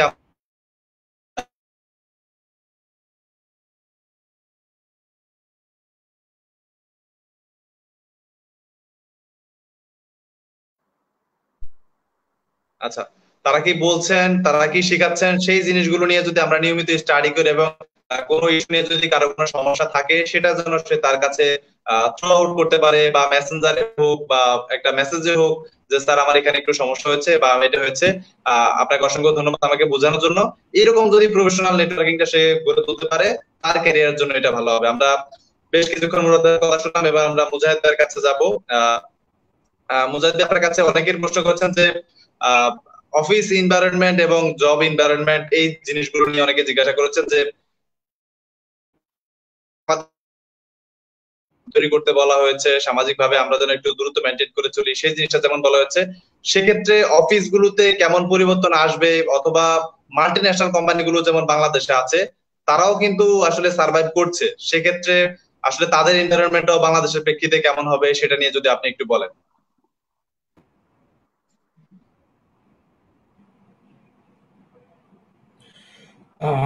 সর্বপ্রথম আমি আসি, যেহেতু আমি পিওর এমএনসি তে কাজ করতেছি এবং 5.5 বছরের উপরে, সেক্ষেত্রে হচ্ছিল আমাদের অর্গানাইজেশনের হচ্ছিল থিঙ্ক গ্লোবালি অ্যাক্ট লোকালি। আমরা কিন্তু হচ্ছিল গ্লোবাল থিঙ্কিং এর উপরই লোকালি অ্যাক্ট যেভাবে করি আমরা সেভাবেই অর্গানাইজেশন রান করি। আমাদের যে অফিসের যে সিটিং অ্যারেঞ্জমেন্ট আছে, হোপফুলি মনে হয় হু যেটা বলেছে 3 ফিট দূরত্ব কথা বলেছে, আমাদের 2.5 ফিট 3 ফিট অলরেডি দূরত্বে অলরেডি সিটিং অ্যারেঞ্জমেন্ট অলরেডি আছে। আমাদের ইনফ্রাস্ট্রাকচার ওইভাবে আমাদের ডেভেলপ করা আছে। এখন প্রশ্ন হচ্ছিল কি যে আমরা আসলে কতটুকু সচেতন থাকবো। আমার অফিস লাইলা টাওয়ারে, গুলশান একে, অনেকে হয়তো বা চিনবে, এখানে সবগুলো এমএনসি, এই বিল্ডিংটায় সবগুলো এমএনসি কাজ করে। এখানে যদিও জানি যে সিটিএনএ আছে, আলদি আছে, পিডব্লিউসি আছে, মাইক্রোসফটের অফিস আছে, এই সবগুলো আমাদের অফিসে একই বিল্ডিং এ। আমাদের মানে অফিস এটিকিউটের যে ব্যাপারটা আছে, এটিকেটের ব্যাপারটা আছে, এটা কিন্তু এখানে ইনভলভ হয়ে যাচ্ছে যে আমি সোশ্যাল ডিস্টেন্সটা মেনটেন করব, হাসি কাশি কিভাবে দেবো, আমি ওয়াশরুমটা কিভাবে ইউজ করব, কমিউনিকেশন, এই জিনিসটা কিন্তু ভাইটাল পয়েন্ট। আমি অনেক সময় দেখি যে ইন্টারভিউ দিতে আসার পরে ক্যান্ডিডেটকে এমনিতেই আমরা কিছুটা সময় দেই, দেওয়ার পরে দেখা যাচ্ছে সে 5 মিনিট বসে আছে, 5 মিনিটের পরে সে ওয়াশরুমে গেছে, ওয়াশরুমে যাওয়ার পরে 10 মিনিট ধরে খবর নেই। আমরা ইন্টারভিউ বোর্ডে বসে আছি, বলতেছে ক্যান্ডিডেট পাঠাও, কিন্তু ক্যান্ডিডেট কি আছে, ওয়াশরুমে গেছে। তখন আমাদের ফ্রন্ট অফিসে যারা আছে তারা যে আবার নক করে যে আপনাকে ডাকছে এইভাবে। এখন মাল্টিন্যাশনাল অর্গানাইজেশন গুলো আপাতত 6 মাস হয়তো সার্ভাইভ করবে। মাল্টিন্যাশনাল গুলো এমপ্লয়ি ডাউন সাইজিং এ এই মুহূর্তে যাবে না, কারণ এদের পলিসি, স্ট্র্যাটেজি এবং অন্যান্য অনেক বিষয়গুলো হচ্ছে লং টার্ম চিন্তা করে। আমরা আমাদের শর্ট টার্ম চিন্তাটা একটু কম করে, এটা লং টার্ম চিন্তা করে। যেমন আমাকে আমার ম্যান পাওয়ার যে বাজেট আছে, যা আছে, আগামী 5 বছরের একটা ফোরকাস্ট করে অলরেডি আমার টপ ম্যানেজমেন্টকে জানাই দেওয়া আছে। তারা জানে যে আগামী 5 বছরে আমাদের কোন পর্যন্ত যেতে হবে। যদিও আমার রিক্রুটমেন্ট এখন ফ্রিজ করা আছে, রিক্রুটমেন্ট ফ্রিজ, কিন্তু আমরা ডাউন সাইজে যাচ্ছি না। আর একটা হচ্ছিল যে এটা এমএনসি বলে কথা না, এটা সমস্ত অর্গানাইজেশনের কথাই। সোশ্যাল ডিস্টেন্সিং কিভাবে মেনটেন করতে হবে, আমরা হয়তো আগে হ্যান্ডশেক করতাম, এখন আমরা হ্যান্ডশেক করব না স্বাভাবিকভাবে। এখন ভয় পাবো যে হ্যান্ডশেক করার কিন্তু দরকার নেই। এমপ্লয়িকে আপনি 8 ঘন্টা সিকিউরিটি দিলেন, আপনার সবকিছু ইনশিওর করলেন, সে যে ব্যাক করে বাসায় আসলো, বাসায় আসার পরে বাইরে যে চা খাইলো, বিড়ি খাইলো, ঘুরে বেড়ালো, তারপরে হচ্ছে হলো, এটা কিন্তু কাজে দেবে না। অ্যাজ এ মানুষ হিসাবে আমাদেরকে প্রথম সচেতন হইতে হবে। যদি আমরা সচেতন না হই, আমরা যদি নিজেরা যদি আমাদের নিজেদের এটাকে ঠিক না করতে পারি, তাহলে আমরা আসলে যত কিছুই বলি না কেন, কোনো কিছুতেই কাজ হবে না। আমরা অফিসে আপনাকে হ্যান্ড স্যানিটাইজার দিলাম, আপনাকে সব ধরনের সাপোর্ট দিলাম, 8 ঘন্টা আপনি ভালো থাকলেন, কিন্তু বাকি যে 16 ঘন্টা আপনি বাসায় কাটাচ্ছেন, অন্য পিয়ার গ্রুপদের সাথে কাটাচ্ছেন, সেখানে আপনি আসলে কোন ধরনের এনভায়রনমেন্টে থাকতেছেন, কিভাবে করতেছেন, সেই জিনিসগুলো কাজ করবে। এবং কোভিড এসে আমাদেরকে একটা জিনিস শিখিয়ে দিয়ে গেল যে আসলে পরিষ্কার পরিচ্ছন্নতা থাকার বিকল্প কোনো কিছুই নাই। ডিসিপ্লিন ওয়েতে লাইফ লিড করাটাই হচ্ছে সবচাইতে ওয়ে। আর যে যে ধর্মেরই হোক না কেন, সে তার প্রে করা উচিত। মুসলিম হলে নামাজ পড়া উচিত, হিন্দু হলে মন্দিরে যে পূজা করা উচিত সবাই। তাতে হয় কি, মাইন্ডটা ফ্রেশ থাকে, মনটা ভালো থাকে, তাহলে মানুষের সাথে ব্যবহারটা ভালো হয়। আর এনভায়রনমেন্টের কথা বলছেন, অফিস এনভায়রনমেন্ট, আসলে অফিস এনভায়রনমেন্ট নির্ভর করে নিজের উপরে। আমি আসলে কতটা কমিউনিকেট করতে পারি অন্যের সাথে, কার সাথে কতটা ভালো রিলেশন আমার। অফিস এখনকার যুগে মোটামুটি সবকিছু ইনফ্রাস্ট্রাকচার মোটামুটি ভালোই থাকে, এখানে খারাপ থাকে না। এটা ডিপেন্ড করে আমি কিভাবে ইউটিলাইজ করতেছি। এখন এই ইউটিলাইজেশনের প্রশ্ন যখন আসে, দেখা যাচ্ছে একজনের সাথে আমার খুব ভালো রিলেশন না, ঠিক আছে, কথা বলার দরকার নাই তার সাথে ডিস্টেন্স মেনটেন, প্রফেশনাল রিলেশন, রাগ করার দরকার নাই, তার সাথে ঝগড়া করার দরকার নাই, তাতে ক্যারিয়ারে হ্যাম্পার হতে হবে। এনভায়রনমেন্ট টোটালি নির্ভর করবে আপনার নিজের উপরে, যে আপনি আসলে কতটা কোপ আপ করতে পারেন। হ্যাঁ, একজন বসকে আমার ভালো লাগতেছে না, আমার পিয়ার গ্রুপে ভালো লাগতেছে না, ডিরেক্টলি তাদেরকে বলার দরকার নেই। আপনি এটা চেপে থাকেন, আপনি যখন ভালো অপরচুনিটি পাবেন তখন আপনি চলে যাবেন, কিন্তু তাদেরকে মুখের উপরে রিয়াকশন করার দরকার নেই, তাতে আপনার ক্যারিয়ারের জন্য খারাপ হবে।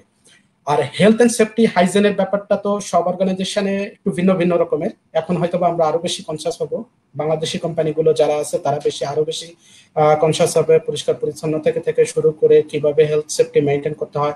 হ্যাঁ, হার্ড ইমিউনিটির ব্যাপার আছে, সুস্থ দেহর আসলে বিকল্প কোনো কিছুই নাই। আমাদেরকে অ্যান্টিবডি তৈরি করে এরকম খাবার খেতে হবে, এটা স্বাভাবিক।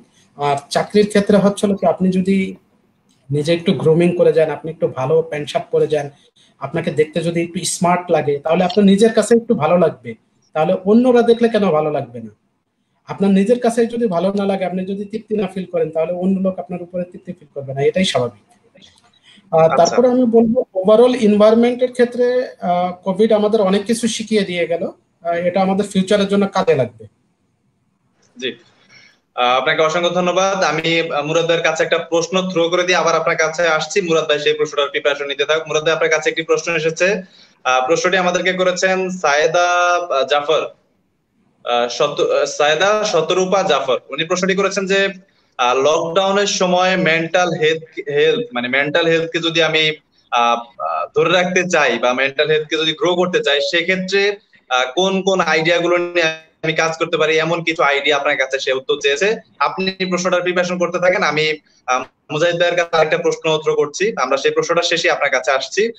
মুজাহিদ ভাই, যেহেতু আপনি বলছিলেন যে অনলাইন মাধ্যমে হয়তো বা অনলাইন মাধ্যমগুলো ব্যবহার করে আমরা হয়তো বা ইন্টারভিউ অথবা আগামী জব রিক্রুটমেন্ট গুলো হতে পারে, সেক্ষেত্রে যদি বলে যে সোশ্যাল ভ্যালু, আমরা যে সোশ্যাল সাইট গুলো ব্যবহার করছি, যেমন লিঙ্কডইন, তারপর হচ্ছে লিঙ্কডইন যে যদিও প্রফেশনাল সাইট, এছাড়াও বিডি জবস অ্যাকাউন্ট আছে, ফেসবুক আছে, ইনস্টাগ্রাম আছে, এখানে যে ভ্যালুনেস বা নিজের যে একটা ভ্যালু, সেই ভ্যালুটা আসলে সোশ্যাল ভ্যালুটা চাকরি পাওয়ার ক্ষেত্রে কতটুকু গুরুত্বপূর্ণ হবে বলে আপনি মনে করেন, সেটা নিয়ে যদি আমাদেরকে একটু বলেন।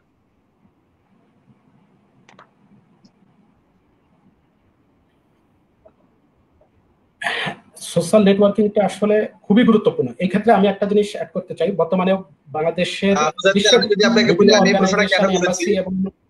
আমি আপনাকে প্রশ্নটা কেন করেছি সেটা হচ্ছে যে যেহেতু আমি ফিজিক্যালি গিয়ে আপনার কাছে ইন্টারভিউ দিতে পারছি না, সেক্ষেত্রে অবশ্যই আমার বডি ল্যাঙ্গুয়েজ, আমার চলাফেরা, আমার ব্যবহার, সেটা দেখার জন্য হয়তো আপনি আমার ফেসবুক, আমার লিঙ্কডইন, আমার এই প্রোফাইল যেগুলো আছে সেগুলো চেক আউট করবেন। সেক্ষেত্রে আসলে আমার সোশ্যাল ভ্যালুটা আমি কিভাবে ভালো মতো প্রেজেন্ট করতে পারবি, এই বিষয়গুলো নিয়ে কিন্তু আপনার কাছে এই প্রশ্নটা আমি থ্রো করেছি। বুঝতে পেরেছি। সেটা হচ্ছে কি, প্রথমেই আসি ফেসবুক নিয়ে, তারপরে লিঙ্কডইনতে আসবো, কারণ ফেসবুকটা বেশি প্রচলিত বাংলাদেশে। এখানে দেখা যাচ্ছে কি, বিভিন্ন অর্গানাইজেশন এখন সোশ্যাল যে সাইট গুলো আছে, তাদের ওই ফর্মের ভিতরে সোশ্যাল সাইটে তার লিঙ্কটা দিয়ে দিতে বলে। ওই লিঙ্কটা দিয়ে তার প্রোফাইলে যে গেটে দেখে আসে তারটা কিভাবে সাজানো। আমরা দেখি একজনের নাম হচ্ছিল সেফ জুবাইর হোসেন, সে লিখে দিয়েছে, ফেসবুকে নাম লিখে রাখছে জ্যাক হোসেন। মানে ব্যাপারটা এরকম, তার নামটাই হচ্ছে এরকম, একটা ছবি দিয়ে রাখছে, উদ্ভট ধরনের একটা ছবি দিয়ে রাখছে, ওইখানে সে কোন রকম করছে। তার প্রোফাইলে যে হচ্ছে, প্রোফাইলে সে সব ইনফরমেশন সেটআপ ঠিক মতো করেনি, তার প্রোফাইলে ইনফরমেশন দেওয়া আছে। যদি বায়োর কথা বলা আছে, এখানে বলা আছে যে যারা হচ্ছে নামাজ রোজা করে না তারা আমার থেকে দূরে থাকুক, তার মানে হিন্দু যে আছে সে লোক কাছে আসবে না তার। তারপরে আরেকটা জিনিস আছে হচ্ছে আই হ্যাড অপটিমিস্টিক যারা আছে তাদেরকে লাইফটা আসলে আমি আমার মতো করে কাটাতে চাই। ওই বায়োর ওই ছোট্ট লেখাটুকু হচ্ছে খুবই গুরুত্বপূর্ণ, যে আপনি কি ধরনের আপনি আপনাকে প্রেজেন্ট করতেছেন ওই জিনিসটা ওইখানে দেখায়। তারপরে আরেকটা জিনিস দেখা যাচ্ছে কি যে প্রোফাইলে কোনো ইনফরমেশন থাকে না, কোন ইউনিভার্সিটি থেকে পাস করছে, সে কি কাজ করে, তার লাইকিং কি, তার অন্যান্য কোনো ইনফরমেশনই ওইখানে থাকে না, সে কোথায় কোথায় জব করছে ওই ইনফরমেশন গুলোই থাকে না। আবার অনেকের হচ্ছে ইনফরমেশন এত বেশি থাকে যে ওই ইনফরমেশনের ভিতরে আসলে ইনফরমেশনটা খুঁজে পাওয়াটাই দুষ্কর হয়ে যায়।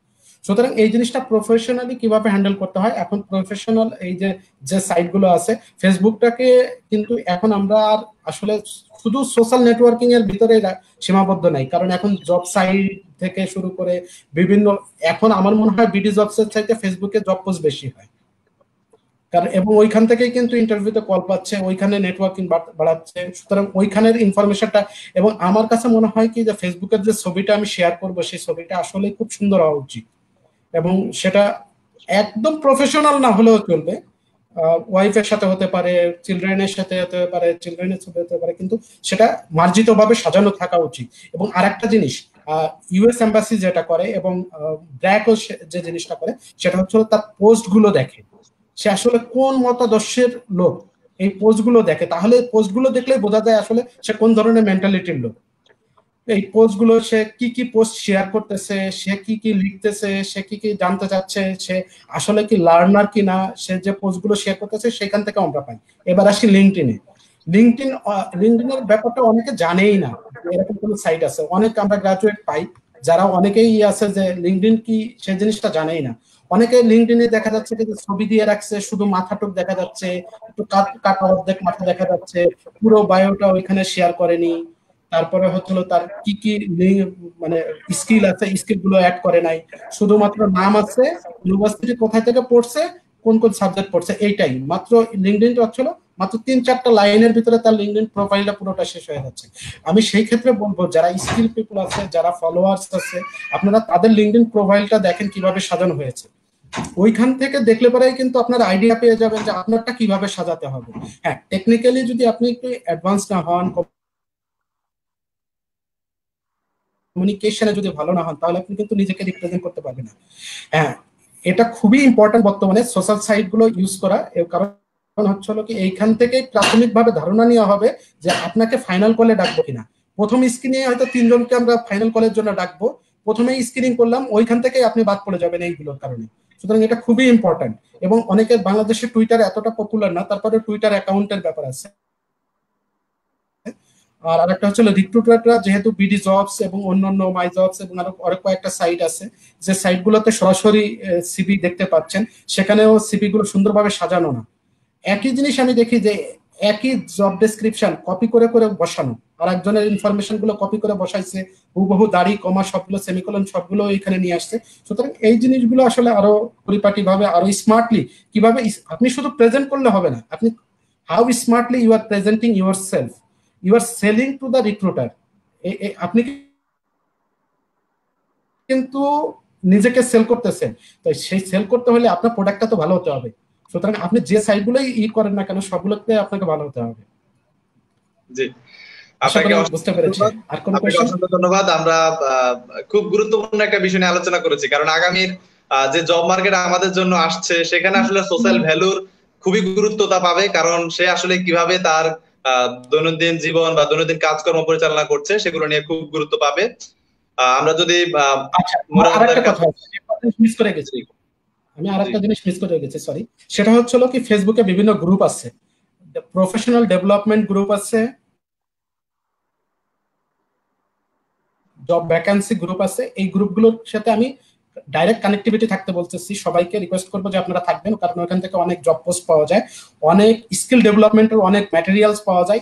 ইউটিউব তো আছেই, ইউটিউবে আপনি যে কোনো জিনিস দেখতে পারবেন, কিন্তু ওইগুলো থেকে আপনি অনেক কিছু করতে পারবেন, এবং ওইখানে সরাসরি যারা টপ লেভেলের, যারা হচ্ছে লিডারশিপ স্কিল নিয়ে কাজ করে, তাদেরকে সরাসরি কোয়েশ্চেন করতে পারবেন, মেসেঞ্জারে নক করতে পারবেন, অনেক উপদেশ পাবেন। সুতরাং ওইখানেও আপনারা অ্যাড হবেন।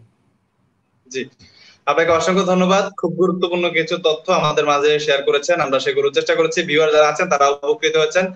মুরাদ ভাই, আমাদের আজকের এই যে আমাদের যে করোনা ভাইরাসের ইস্যু নিয়ে আমরা বলেছিলাম যে চাকরির বাজারে একটা মানে মানসিক অস্থিরতা কাজ করে, সেক্ষেত্রে সেটা নিয়ে কিন্তু একজন আমাদেরকে প্রশ্ন করেছেন, আমরা প্রশ্নটি আপনার কাছে বলেছিলাম, আমরা আরেকবার প্রশ্নটি বলতে চাই। তিনি প্রশ্নটি ইংলিশে করেছেন যে, can you please suggest me some ideas on employee mental health during lockdown period? তো সেক্ষেত্রে আমি আপনাকে প্রশ্নটা থ্রো করেছিলাম, আপনি যদি সেই আইডিয়া গুলো নিয়ে আমাদেরকে একটু বলেন। আমার কাছে মনে হয় বিশেষ করে যারা হতাশায় আছে বা যাদের মেন্টাল যে একটু সিক হয়ে আছে বা তাদের হতাশার মধ্যে আছে, সেই বিষয়গুলো থেকে বের হতে পারবে, আপনি যদি একটু বলেন মুরাদ ভাই। ধন্যবাদ রিয়াজ। প্রথম হলো যে করোনার কারণে কিন্তু আজকেও আমাদের 21 জন লোক বাংলাদেশে মারা গেছে, 1602 জন এফেক্টেড, তাই না? আমি আগে প্রথমে কম্পেয়ার করি, এই 21 জনের মধ্যে আমি প্রথমে নাই, যে কারণে আমি লাইভে এসেছি, তাই না? তারপরে 1602 জন যে এফেক্টেড হয়েছে সেখানেও আমি নাই। তো যেহেতু মানে আমি নিজে জানি আমার নিজের তথ্যটা, ঠিক একইভাবে প্রথম আমি কম্পেয়ার করি এইভাবে যে আমি বেঁচে আছি আলহামদুলিল্লাহ, এবং আমি তো চাকরির জায়গায়, আমার চাকরিটা থ্রেটে আছে, চাকরিটা থাকবে কি থাকবে না এই টেনশন, এটা বড়, নাকি আমি বেঁচে আছি কি মারা যাব এই টেনশনটা বড়? আমি যে সুস্থ আছি, that is my first stand, যে আমি সুস্থ আছি, আমি এখন এফেক্টেড হই নাই, আমি মারা যাই নাই এই করোনা সিচুয়েশনের কারণে। আমি যদি বেঁচে থাকি আমি জব করতে পারবো, আমি স্কিল ডেভেলপ করতে পারবো। এই মোরাল স্ট্যান্ডটা প্রথম কম্পেয়ার করতে হবে, অর্থাৎ life is better than employment, মানে more valuable, life is more valuable than employment, এই সত্যটা প্রথমে আগে আমাকে ট্রাস্ট করতে হবে। তো দ্বিতীয় হলো, এই লকডাউনের সময় আপনাকে যত আপনি অলসতা, মানে বাসায় যদি বসে থাকেন, অলস থাকেন এবং টিভি দেখে সময় পাস করেন, তাহলে কিন্তু আপনার ভিতর ফ্রাস্ট্রেশন পেয়ে বসতে পারে। আমরা ইংরেজিতে একটা প্রভাব জানি যে idol brain is a Devil's workshop. আমরা অলস সময়, আপনার যদি হোম অফিসও থাকে বা অফিস যদি পার্সিয়ালি খোলা থাকে, সেই জায়গাগুলোতে আমাদের যে কাজগুলো করতে হবে, আমাকে হেলদি ফুড নির্বাচন করতে হবে। আমি যদি রোজা রাখি, সেই অনুযায়ী আমি ইফতারের সময় জাঙ্ক ফুড অ্যাভয়েড করব। তারপর আমার যাতে শারীরিক বিরূপ প্রতিক্রিয়া না হয় সেই ধরনের, একটা নয়েজ আসছে, আমি শিওর না রিয়াজ কোথা থেকে আসছে, আমি শিওর না, নয়েজ আসছে এখনো আসছে? হ্যাঁ, না এখন থেমে গেছে।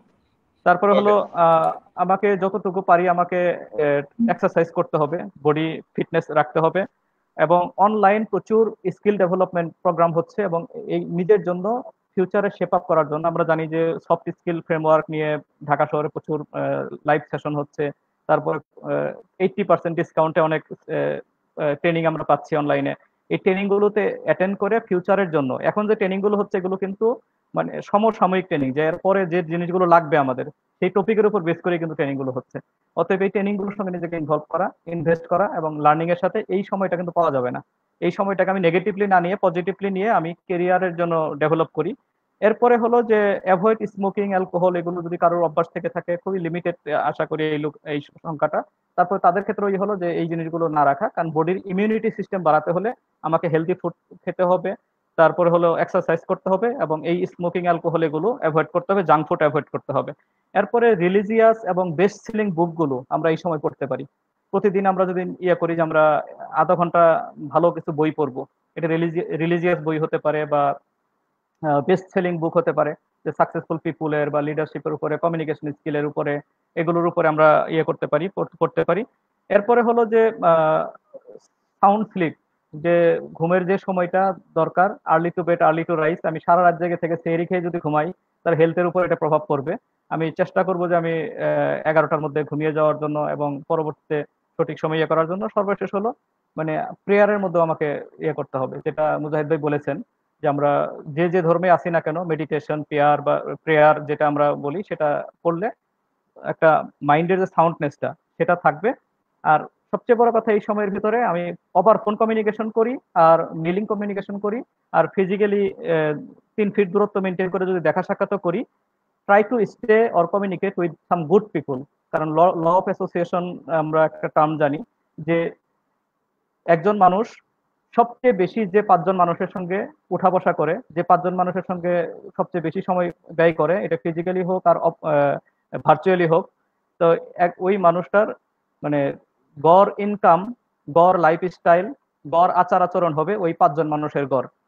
অতএব try to stay with good people, try to communicate with good পিপুল, কথা বলার সময় তাদের সঙ্গে ইয়ে করা যায়। আমার মনে হয় যে এই জিনিসগুলো যদি আমরা মেনটেন করতে পারি, সবচেয়ে বড় কথা যে আমি বেঁচে আছি, আমি বেঁচে থাকলে জব করতে পারবো। Nobody is indispensable in this world. Allah না করুক আমি যদি মারা যাই, আমার জন্য কিন্তু পৃথিবী আটকে থাকবে না, আমার ফ্যামিলি আটকে থাকবে না, কোনো কিছু না, চলবে, হয়তো একটু সাময়িক ধাক্কা খাবে, বাট চলবে।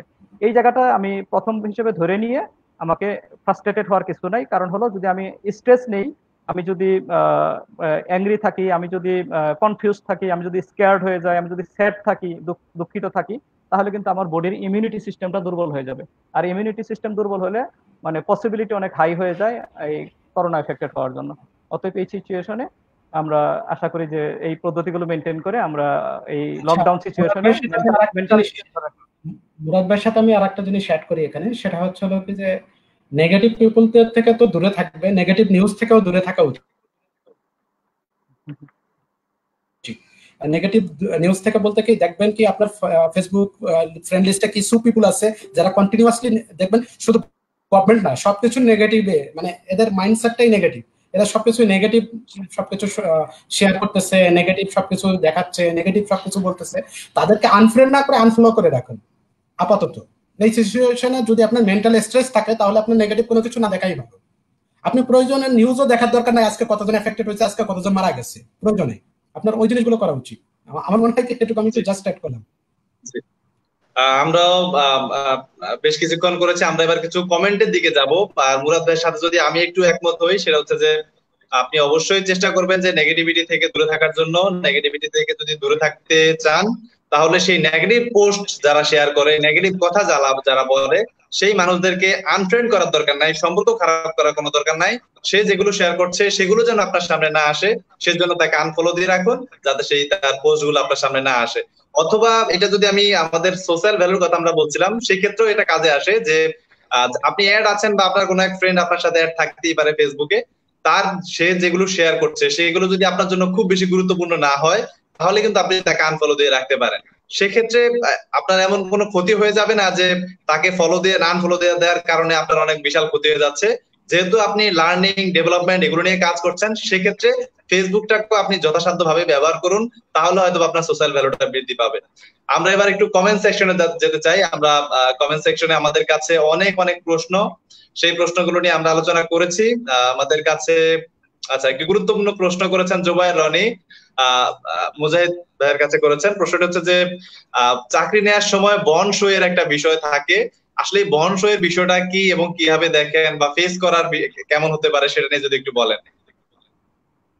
আচ্ছা, সবার আগে আমি বলি, সেটা হচ্ছিল আমাদের সব এইচআর এর লোকগুলোই হয়তো বা হবে, অ্যাজ পার ল অনুযায়ী যে বন্ড সইয়ের যে ব্যাপারটা আছে এটার আসলে কোনো ভ্যালিডিটি নাই। আপনি জবে থাকবেন কি থাকবেন না সেটা কিভাবে নির্ধারণ হবে সেটা আমাদের লেভেল ওয়ে বলেই দেওয়া আছে, যে আপনি যদি নিজে রিজাইন দিতে চান 60 দিনের নোটিস পিরিয়ড দিতে হবে, যদি না দিতে চান তাহলে ওই স্যালারিটা সারেন্ডার করে যেতে হবে, কিভাবে যেতে হবে এই জিনিসটা বলে দেওয়া আছে। হ্যাঁ, এটা ঠিক যে কিছু কিছু ব্যাংক একটু ট্রিকি ডিসিশন নেয়। তার ট্রিকি ডিসিশনটা কি, তারা দেখা হচ্ছিল কি আপনার 15 লাখ টাকা পার্সোনাল লোন নিয়েছেন, তার লোনের এগেইনস্টে আপনাকে একটা বন্ড সই করে রাখতে হচ্ছে, 5 বছরের আগে আপনি যেতে পারবেন না, ওইটাকে মর্গেজ হিসাবে দেখাচ্ছেন, এভাবে একটু ট্রিকি ডিসিশন নেই। কিন্তু আপনি ইন জেনারেল যদি এমপ্লয়ি পার্সপেক্টিভসে যান, আপনি যদি লেবার কোর্টে যান, বন্ড সইয়ের আসলে কোনো ভ্যালু নাই।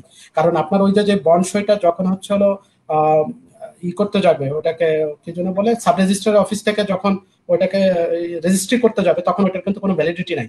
এমনকি আপনি জানেন যে অ্যাপয়েন্টমেন্ট লেটার আমরা যেটা দিই অ্যাজ পার ল অনুযায়ী বলে থাকি, অ্যাপয়েন্টমেন্ট লেটারটা যদি আপনি অ্যাপ্রুভাল করে নিয়ে আসেন লেবার ইন্সপেক্টর থেকে, তাহলে ওইটারও কোনো ভ্যালিডিটি নেই। যদি ওইটাকে আপনি যদি বাংলাদেশের মাদার লয়ের ভ্যালুয়েশন করে করেন ওইখানে জিনিস। সুতরাং আমি বলবো যে বন্ড সই বলতে আসলে কোনো কিছুই নাই, শুধুমাত্র মেন্টাল স্ট্রেস দেওয়ার জন্য এই জিনিসটা করা হয়, যাতে এ আসলে না যায় এই জন্য। তাই ইন জেনারেলি এটার কোনো ইম্প্যাক্ট নেই। জি, আপনাকে অসংখ্য ধন্যবাদ। বিশেষ করে এই বন্ড সইয়ের বিষয়টা নিয়ে অনেকের কনফিউশন থাকে এবং অনেক ছোট ছোট প্রাইভেট কোম্পানি আছে যারা চেষ্টা করে যেন কিভাবে এমপ্লয়ীদেরকে ধরে রাখা যায় সেই জিনিসটার জন্য তারা হয়তো বন্ড সইটা ব্যবহার করেন। আমরা আরেকটি প্রশ্ন আমাদের কাছে এসেছে মুরাদ ভাইয়ের কাছে। মুরাদ ভাই আপনার কাছে একটি প্রশ্ন করেছেন সুমাইয়া জান্নাত। তিনি প্রশ্নটি করেছেন যে আসলে এটা আমারও একটা কনফিউশনের বিষয় থাকে মাঝে মধ্যে, এই যে কমপ্লায়েন্স যে সেক্টরটা, এই সেক্টরটা নিয়ে আসলে আমরা ওইরকম ভাবে ক্লিয়ার হতে পারি না, বা আমরা আমাদের কাছে হয়তো এই বিষয়টা আসে না জব মার্কেটে যাওয়ার আগে। সেক্ষেত্রে যদি আপনি একটু কমপ্লায়েন্স ব্যাপারটা কি সেটা নিয়ে যদি একটু বুঝিয়ে বলেন আমাদেরকে। হ্যাঁ, কমপ্লায়েন্সটা একটা ভেরি ইম্পর্টেন্ট রিয়াজ। কমপ্লায়েন্স নিয়ে অনেকের কনফিউশন আছে। কমপ্লায়েন্সটা হলো, আমি প্রথমে কমপ্লায়েন্সের ডেফিনেশনটা আগে ক্লিয়ার করি। তো কমপ্লায়েন্স হলো তিনটা জিনিসের কম্বাইনেশন। নাম্বার ওয়ান হলো কান্ট্রি ল। আপনি যে জব পরিচালনা, একটা ব্যবসা পরিচালনা করবেন বা আপনি এমপ্লয়মেন্টের পরিবেশ ক্রিয়েট করবেন, এখানে আপনার you must be abide by the country law. State law দ্বারা আপনি অ্যাবাইড হবেন। যেমন বাংলাদেশের লেবার ল যদি আমরা ধরি, আপনি লেবার লকে কমপ্লাই করতে হবে, নাম্বার ওয়ান। নাম্বার টু হলো এই রিলেটেড ইন্টারন্যাশনাল স্ট্যান্ডার্ড কি বলে। ইন্টারন্যাশনাল স্ট্যান্ডার্ড বলতে আমরা আইএলও আছে, তারপরে ডব্লিউএইচও আছে, তাদের হেলথের কোনো মানে আনহাইজেনিক কোনো পরিবেশে আমি এমপ্লয়মেন্ট করছি কিনা। তারপরে লেবার লতে যে এই যে কিছুক্ষণ আগে যেটা মুজাহিদ ভাইকে প্রশ্নটা করা হয়েছিল যে বন্ড লেবার বা ফোর্স লেবার এগুলোকে পারমিট করে কি করে না, এই জাতীয় যে ইন্টারন্যাশনাল স্ট্যান্ডার্ড গুলো আছে সেটাকে কমপ্লাই করতে হবে, সেগুলোকে কমপ্লাই করতে হবে। নাম্বার থ্রি হলো বায়ার্স রিকোয়ারমেন্ট, অর্থাৎ আপনার তোমার যে প্রোডাক্ট গুলো কিনে নিবে যে বায়াররা, ফর এক্সাম্পল যদি বাংলাদেশের আরএমজি সেক্টরের কথা আমরা চিন্তা করি, অ্যাকর্ড এবং অ্যালায়েন্স, আমরা গত 5-6 বছর ধরে বিশেষ করে রানা প্লাজা এবং তাজরিনের ডিজাস্টারের পরে এই দুইটা নাম আমরা খুব বেশি শুনে আসছি, যে ইউরোপিয়ান এবং আমেরিকান দুইটা বিগ বডি যে বায়ার, হলো অ্যাকর্ড এবং অ্যালায়েন্স, তাদের কিছু ক্রাইটেরিয়া সেট করে দেয় যে আমাদের এখানে করতে হলে সিটিপেট সার্টিফাইড হতে হবে, বা এটাকে মানে মানে অনেক ধরনের সার্টিফিকেট আছে যে S8000 বা এই টাইপের অনেক ধরনের সার্টিফিকেট। এক একটা সার্টিফিকেট কিন্তু নিশ্চিত করে যে হ্যাঁ এখানে প্রপার এমপ্লয়মেন্ট এনভায়রনমেন্ট এনশিওর করার পরে এই প্রোডাক্টগুলো তৈরি হচ্ছে। অর্থাৎ তাহলে আমরা কান্ট্রি ল, তারপরে ইন্টারন্যাশনাল স্ট্যান্ডার্ড এবং বায়ার রিকোয়ারমেন্ট, এই তিনটার কম্বাইনেশন হলো কমপ্লায়েন্স। আমার মনে হয় যে জিনিসটা বোঝা গেছে। এই তিনটা জিনিস একসাথে মেনটেন করে, আর কোথাও যদি ব্যত্যয় ঘটে তাহলে বলা হবে যে নন কমপ্লায়েন্ট, অর্থাৎ এখানে কমপ্লায়েন্স ঠিকঠাক মতো মেনটেন হচ্ছে না। এই তিনটা জিনিস, এর মধ্যে রেগুলেটরি লাইসেন্স আছে, তারপরে মানে কান্ট্রি ইয়ার ভিতরে, স্টেট ল এর ভিতরে এই ধরনের অনেকগুলো ব্যাপার আছে। যে যত প্রথম হলো ফাউন্ডেশন হলো স্টেট ল, তারপর হলো ইন্টারন্যাশনাল স্ট্যান্ডার্ড, তৃতীয় হলো বায়ার্স রিকোয়ারমেন্ট। এগুলো গ্রাজুয়ালি এইভাবে মানে সবগুলো যদি ফিল আপ করা হয় তাহলে তো তারা একদম এ ক্যাটাগরির ইয়ে থাকে, মানে গ্রিন অর্গানাইজেশন হিসেবে তারা সার্টিফাইড থাকে আর কি। এই কমপ্লায়েন্সের সূত্র হলো এরকম। অসংখ্য ধন্যবাদ মুরাদ ভাই। আমার কাছে মনে হয় যে প্রশ্নটি করেছেন তার এরপর আর আসলে কনফিউশন থাকার কথা না, কমপ্লায়েন্স ব্যাপারটা আসলে কি সেটা আমরা বুঝতে পারলাম। আমাদের কাছে আরো একটি প্রশ্ন এসেছে মুজাহিদ ভাইয়ের কাছে, সেটা হচ্ছে যে প্রশ্নটি হচ্ছে যে আসলে আমরা জানি মানে আপনাদের থ্রুতেই তাদের জানা যে চাকরি ভেদে তাদেরকে ডিফারেন্ট লেভেল থিঙ্কিং করতে হয়। যেমন মাল্টিন্যাশনাল কোম্পানিতে যদি সে জব করবে, সিলেকশন করে, তাহলে সেই কোম্পানি নিয়ে তাকে হয়তো স্টাডি করতে হয়, তাকে জানতে হয়। সেক্ষেত্রে জবে অ্যাপ্লাই করার সময় তাকে কোন কোন বিষয়গুলোর প্রতি লক্ষ্য রাখা উচিত সেটা সে জানতে চাইছে। এমএস মুন্না আমাদেরকে প্রশ্নটি করেছেন। আচ্ছা, সর্বপ্রথম এই জিনিসটা নিয়ে আমি কথা বলবো। একটা হচ্ছে লোকে যে বিডি জবসে যখন আমরা জব পোস্ট করি, সাধারণত চোখ বুঝে যে লোকে যে অ্যাপ্লাই করে বসে থাকে, এটা অ্যামাউন্ট দিয়ে হোয়াট এভার অ্যামাউন্ট দিল, জিরো দিয়েও বসে থাকে, সে জেডিটা পর্যন্ত দেখে আসে না। যখন আমরা ইন্টারভিউতে কল করি তখন দেখা যাচ্ছে যে প্রশ্ন ফোন ধরে বলতেছে কি যে কোন কোম্পানি থেকে বলছেন, কোন পজিশনের জন্য আমি অ্যাপ্লাই করেছিলাম, আচ্ছা একটু স্যালারি স্ট্রাকচারটা কত হবে এটা কি একটু বলা যাবে কিনা, মানে এই ধরনের কথাবার্তা আমাদের কাছে আসে। আমরা এটা গ্র্যাজুয়ালি মানে ফ্রিকোয়েন্টলি এটা ফেস করি। তো সুতরাং হচ্ছে কি আপনি যখন অ্যাপ্লাই করবেন অবশ্যই ওই কোন অর্গানাইজেশন আপনার ইন্ডাস্ট্রি রিলেটেড কিনা, যদি আপনি এক্সপেরিয়েন্স হয়ে থাকেন তাহলে আপনার জব রিলেটেড কিনা। দেখা যাচ্ছে আপনি অ্যাকাউন্টসে চাকরি করেন, মার্কেটিং এর জন্য অ্যাপ্লাই করে বসে থাকেন, মার্কেটিং এর চাকরি করেন, এইচআর এর জন্য অ্যাপ্লাই করে বসে থাকেন। আমি দেখা যাচ্ছে কি এরকম হয়েছে, জিএম পজিশনের জন্য চাইছি, যদি আমি বান না দিয়ে দেই যে এরা অ্যাপ্লাই করতে পারবে না, সেই ক্ষেত্রে দেখা যাচ্ছে ফ্রেশাররা ধোঁয়ায় সিভি পাঠাচ্ছে। মানে এরকম ঘটনা ঘটে। দেখা যাচ্ছে কি আমার 20টা সিভির ভিতরে 2টা ফ্রুটফুল সিভি, 18টাই হচ্ছিল গার্বেজ। তখন আমরা তো 18টা দেখি না। প্রথম হচ্ছিল কি যে জেডিটা খুব ভালো মতো দেখা উচিত। আর একটা যে হচ্ছিল ডেজিগনেশনটা খুবই ইম্পর্টেন্ট। কারণ হচ্ছে হলো কি, আমি যদি দেখি বাংলাদেশ এডিবল অয়েলে যেমন তাদের ডেজিগনেশন হায়ারার্কিটা এরকম: অফিসার, সিনিয়র অফিসার, দেন জুনিয়র এক্সিকিউটিভ, দেন এক্সিকিউটিভ, তারপরে সিনিয়র এক্সিকিউটিভ। আবার যদি অন্য অর্গানাইজেশনে দেখি, officer, senior officer, assistant manager, তারপরে হচ্ছে ম্যানেজার, ডেপুটি ম্যানেজারও নাই ওখানে। এখন আপনি কোন হায়ারার্কি লেভেলে আপনি অ্যাপ্লাই করতেছেন আসলে, এই জিনিসটা অর্গানাইজেশনের ভেদে দেখা উচিত। কারণ ওই বাংলাদেশ এডিবল অয়েলের যে জুনিয়র এক্সিকিউটিভ, অন্য অর্গানাইজেশনের সে অ্যাসিস্ট্যান্ট ইকুইভ্যালেন্ট, যদি আমরা হায়ারার্কি দেখি। এবং অনেক অর্গানাইজেশনে দেখা যাচ্ছে কি যে জিএম পজিশনে সিভি চাইছে কিন্তু স্যালারি হচ্ছে 50,000 ওখানে বলে দিচ্ছে। তখন আপনাকে বুঝতে হবে যে ওই অর্গানাইজেশনের ওয়েটটা কতটুকু এবং ওই অর্গানাইজেশনের ক্যাপাবিলিটি কতটুকু আপনাকে মানে রিটেইন করার জন্য। শুধু তো আপনি রিক্রুট করলে হবে না, আপনাকে রিটেইন করতে হবে এমপ্লয়িকে। তা এই জিনিসগুলো হচ্ছিল প্রথম হচ্ছিল দেখতে হবে যে আপনার education qualification, job requirement, job specification যেগুলো আছে সেই জিনিসগুলোর সাথে কি আপনার এইগুলো মেলে কিনা, আপনার আপনার সবকিছু মেলে কিনা, তাহলে অ্যাপ্লাই করবেন। আর আরেকটা জিনিস হচ্ছিল কি, আমি যে জিনিসটা করি, আমি পার্সোনালি করি, সেটা হচ্ছে একটা এক্সেল শিট করা আছে আমার। আমি যে অর্গানাইজেশনে অ্যাপ্লাই করতেছি ওই অর্গানাইজেশনের নাম, ডেজিগনেশন, এক্সপেক্টেড স্যালারি এবং কবে লাস্ট ডেট, ওটা দিয়ে আমি একটা এক্সেল শিট মেনটেন করি। এবং ওই যদি বিডি জবস এর থাকে অথবা ফেসবুকের থাকে, ওইখান থেকে স্ক্রিনশট নিয়ে আমি আমার কম্পিউটারে একটা ফোল্ডারে রেখে দিই। যখন ওই অর্গানাইজেশন থেকে আমার কাছে কল আসে, আমি ওটা ওপেন করি, ওটা আমি দেখি, দেখার পরে আমি সবকিছু বোঝার পরে তারপরে যাই। এটা আমার টেকনিক, এটা আমার পার্সোনাল টেকনিক আমি বললাম। এটা অনেকে অ্যাপ্লাই করে দেখতে পারেন, তাহলে হবে কি কনফিউশনটা হবে না। তখন ওই অর্গানাইজেশনের ওয়েবসাইটে গিয়ে, ফেসবুক পেজে গিয়ে অনেক ইনফরমেশন আপনি কালেক্ট করতে পারবেন। ইন্টারভিউ দেওয়ার আগে অবশ্যই অর্গানাইজেশন সম্পর্কে জেনে যাবেন। আর কে কে ইন্টারভিউ বোর্ডে থাকতে পারে, এইচআর তো থাকবেই। আপনি যদি মার্কেটিং এর জন্য অ্যাপ্লাই করেন তাহলে ওইখানের হেড অফ মার্কেটিং কে, তাকে লিঙ্কডইনে সার্চ দিয়ে বের করুন, ফেসবুকে বের করুন, তার প্রোফাইল ঘাটুন, সে কোন কোয়ালিফিকেশন, কোন ইউনিভার্সিটি, কোন কি কি যেটি লিখেছে ওইখানে, ওই ইনফরমেশন গুলো দেখে তারপরে যাবেন। আমার মনে হয় কি যে আমি অনেক ক্লিয়ারলি বোঝাতে পেরেছি। একদম, মানে একদম যদি বলি আমি ক্রিস্টাল ক্লিয়ার, যেটা বলে একদম ক্রিস্টাল ক্লিয়ার ভাবে বুঝিয়েছেন। আমার কাছে মনে হয় যে মুন্না, আপনি আপনার উত্তরটি খুব সুন্দরভাবে পেয়েছেন এবং তিনি অলরেডি আমাদেরকে কমেন্টও করেছেন যে অসংখ্য ধন্যবাদ স্যার। আমি আসলে একটু কনফিউশনে ছিলাম যে আসলে আমি মুভমেন্টটা কিভাবে করব, সে আমাদেরকে কমেন্টে জানিয়েছে। আমরা আসলে অনেক সময় ধরে কথা বলছি, প্রায় অনেক সময় ধরে আসলে কথা চালিয়ে যাচ্ছি। আমাদের কাছে আমরা মুরাদদের কাছে আরেকটা কমেন্ট নিব, তারপর হচ্ছে আমরা সর্বশেষ ভাগে চলে যাব।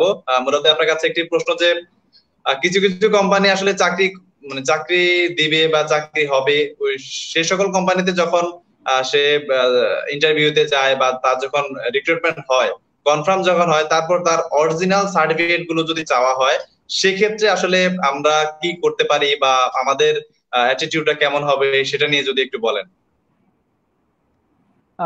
ধন্যবাদ রিয়াজ। এটা আমি বলবো কিছুটা ওই রিটেন বন্ড নেওয়ার চেয়ে এটা কম্পারেটিভলি সেফার, এবং এটা কিছুটা লজিক্যাল। এটা হলো যে মূল সার্টিফিকেট নেওয়ার অর্থ ওটাই যে যেন চলে না যায়, মানে হঠাৎ করে কোনো বিপদে ফেলে চলে না যায়। তো এটা একটা দিক থেকে ঠিক আছে এই কারণে যে হ্যাঁ, আমি একটা জায়গায় জব করব উইথ মাই ক্রেডিবিলিটি। আমি এখানে জবের ক্রাইটেরিয়া, রোল প্রোফাইল, তারপরে জব রেসপন্সিবিলিটি সবকিছু দেখে আমি জয়েন করছি। এমন না যে আমি এখানে জব করা অবস্থায়, স্পেশালি আমি একটা পার্টিকুলার সেক্টরের কথা জানি যে ফার্মাসিউটিক্যাল সেক্টরে প্রায় 350 বা এরকম, মানে ছোট বড় মিলিয়ে বাংলাদেশে অনেকগুলো ফার্মেসি আছে যেখানে এমপ্লয়ি টার্নওভার হয় প্রচুর। তো মেডিকেল রিপ্রেজেন্টেটিভ যারা বা মেডিকেল ইনফরমেশন অফিসার যাদের কথা বলি, আমার দু একজন হেড অফ এইচআর ফার্মাসিউটিক্যাল সেক্টরের, তাদের সঙ্গে কথা হয়েছিল যে তারা এমন যে এক পকেটে, মানে মেডিকেল ইনফরমেশন অফিসার এক পকেটে এক কোম্পানির অফার লেটার রেখে আবার আরেক জায়গায় ইন্টারভিউ দিচ্ছে, কম্পেয়ার করে কোথায় ভালো হচ্ছে সেখানে গিয়ে জয়েন করছে এবং হঠাৎ করে চলে যাচ্ছে ফিল্ড থেকে। এবং এই যে যাওয়াটা হঠাৎ করে, এটার কারণে যদি মানে তার ভিতরে একটা টেনশন থাকে যে হ্যাঁ, আমার একটা সার্টিফিকেট আছে এখানে জমা দেওয়া, তো এটার কারণে আমি যদি অনিয়ম করে চলে যাই তাহলে হয়তো আমাকে ওরা এই সার্টিফিকেটটা নেওয়ার জন্য হলেও তাদের সান্নিধ্যে আমাকে যেতে হবে। বাট এটা ওয়েও আছে, দেখা গেলো যে কেউ যদি মনে করে যে হ্যাঁ, আমি একটা হারিয়ে গেছে এটা জিডি করে, তারপরে ইউনিভার্সিটি থেকে আবার একটা অ্যাপ্লিকেশন করে ওই জিডি সহ আমি একটা ডুপ্লিকেট কপি তুলে নেব। তো কেউ যদি মানে অনিয়ম করতে চায়, তাকে আসলে বন্ড লিখিয়েও মানে নিয়মের ভিতর রাখা যাবে না, মূল সার্টিফিকেট রেখেও নিয়মের ভিতর রাখা যাবে না। বাট বন্ড অধিকার না থাকলেও মূল সার্টিফিকেটটা নেওয়ার ক্ষেত্রে আমার মনে হয় যে এটা নিতে পারে ফর দা সিকিউরিটি সিস্টেম। তো এটা যে কোনো অর্গানাইজেশনে নিতে পারে, but personally I don't support. যে আমার কথা হলো যে আপনি জি কোনো মানুষের যদি একবার আপনি এনগেজ করতে না পারেন এমপ্লয়মেন্টের, কারণ কতগুলো টিপস আছে। আপনি এমপ্লয়িকে যখন মানে অনবোর্ড করবেন, অনবোর্ড করার পরে আপনাকে তিনটা জিনিসের কম্বাইনেশন হলো আপনার এমপ্লয়ি এক্সিলেন্সটা বের হয়ে আসবে। এর ভিতরে প্রথম হলো যে আপনার তাকে মানে এম্পাওয়ারমেন্ট করতে হবে। মানে এম্পাওয়ারমেন্টের আগে আসবে আপনার হলো লজিস্টিক। আপনার লজিস্টিক যদি ঠিকঠাক মতো না লাগে, তার জব করার জন্য একটা ল্যাপটপ লাগবে, তারপরে শুধু যদি সেলস পারসন হয় তার একটা বাইক লাগবে, বা টিএ দিয়ে ঠিক মতো দিচ্ছেন কিনা, তারপরে তার ট্রেনিংটা প্রপারলি হচ্ছে কিনা। তো এগুলো যদি ঠিকঠাক মতো না হয় তাহলে কিন্তু তার মানে ইয়া হবে না, লজিস্টিক সাপোর্টটা ঠিক মতো হবে না। এই যে এটাকে বলা হয় এনাবলমেন্ট। এনাবলমেন্টটা করার পরে then you empower that particular employee. এই সব কিছু লজিস্টিক সাপোর্ট দেওয়ার পরে তাকে ট্রেন আপ করার পরে তাকে এম্পাওয়ার করতে হবে। আপনি যদি প্রতি মুহূর্তে তার পিছনে লেগে থাকেন যে এটা কি করছো, ওটা কি করছো, এটাই ভাবে করা যাবে না, আমাকে দেখিয়ে নিও কিন্তু, মানে এরকম না, তাকে কিছু কিছু জায়গায় স্বাধীনতা দিতে হবে। তাহলে হবে কি তার ব্রেনের ইয়া হবে, প্রপার ইউটিলাইজেশন হবে, ক্রিয়েটিভিটিটা তখন বের হয়ে আসবে। এই যে এনেবলমেন্ট তারপর হলো এম্পাওয়ারমেন্ট, এই দুইটা কাজ ঠিকঠাক মতো করতে পারলে দেন এমপ্লয়ি এনগেজমেন্টটা হবে। অর্থাৎ তার বডি এন্ড মাইন্ড একসাথে তখন ওই অর্গানাইজেশনে কাজ করবে। এটার জন্য তার আরো কিছু ব্যাপার আছে। তার প্যাকেজটা কম্পিটিটিভ হতে হবে, তার ওয়ার্ক এনভায়রনমেন্টটা ঠিকঠাক মতো হতে হবে, এখানে এসে যেন সে কমফোর্ট ফিল করে, বাসার চেয়ে বা বাইরে সময় কাটানোর চেয়ে যেন ওয়ার্ক এনভায়রনমেন্টে সে ঠিকঠাক মতো সময় কাটায়। এই জিনিসগুলো যদি করা যায় দেন অল টুগেদার একজন এমপ্লয়ির এক্সিলেন্সটা বের হয়ে আসবে। আর এক্সিলেন্স বের করে না আনতে পারলে এসব সার্টিফিকেট রেখে তারপরে বন্ড লিখে কোনো লাভ হবে না। That's from my side. জি আপনাকে অসংখ্য ধন্যবাদ। আমরা প্রশ্ন আসলে যারা করেছিলেন আমরা হয়তোবা যদি নিতে থাকি হয়তোবা আমরা আজকের এই শো 11টা 11:30 পর্যন্ত চালাতে হবে। আমরা একেবারে শেষ পর্যায়ে চলে এসেছি। আমরা আজকের মতো আর কমেন্ট নিচ্ছি না। আমরা যদি শেষ দিকে চলে এসে আমরা প্রথমে মুজাহিদ ভাইয়ের কাছে যাব, তারপর মুরাদ ভাইয়ের কাছে যাব। ভাইয়া আমরা আসলে এই মুহূর্তে করোনা ভাইরাসের যে কারণ বা লকডাউনের মধ্যে থেকে কিন্তু আমরা সবাই বাসায় অবস্থান করছি। সেক্ষেত্রে আমরা জানি যে আপনারা এমপ্লয়ীদের সাথে যোগাযোগের ক্ষেত্রে বিভিন্ন মাধ্যম ব্যবহার করছেন, কমিউনিকেশনের ধরন চেঞ্জ হয়েছে, ট্রেনিং এর ধরন চেঞ্জ হয়েছে, তাদেরকে মোটিভেট করার ধরন চেঞ্জ হয়েছে। সেই সব কিছু বিবেচনা করে আপনার কাছে যদি প্রশ্ন করি যে আসলে এই সময় বাসায় বসে থেকে কোন কোন স্কিল গুলো নিয়ে তারা কাজ করতে পারে, সেই স্কিল গুলো কি কি একদম স্পেসিফিক ভাবে যদি বলেন মুজাহিদ ভাই।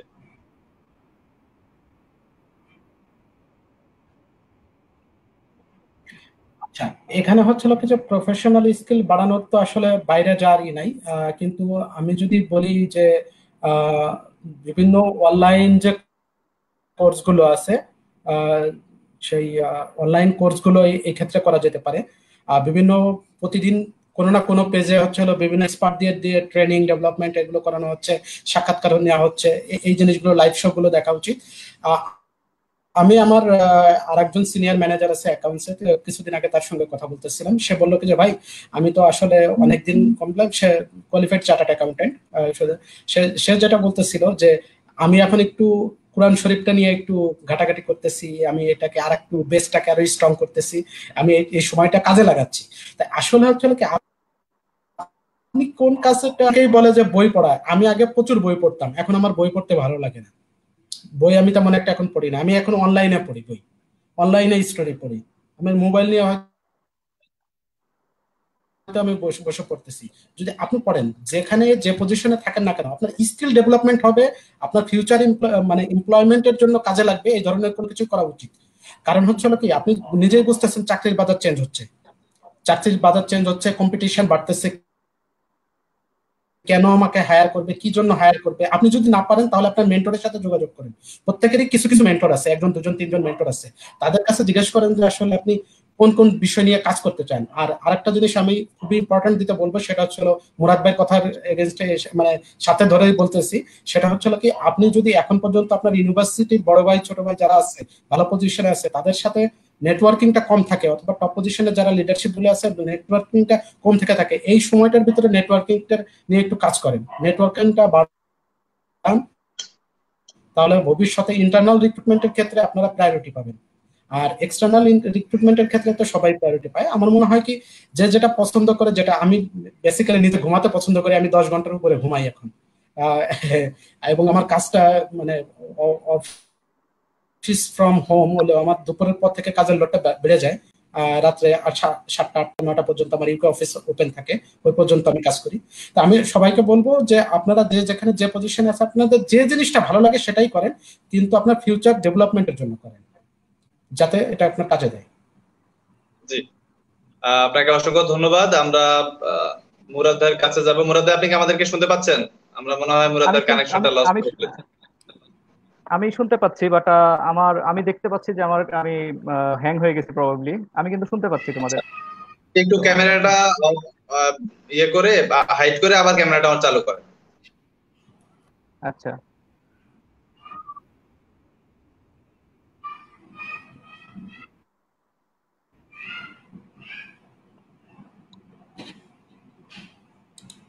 না আসছে না।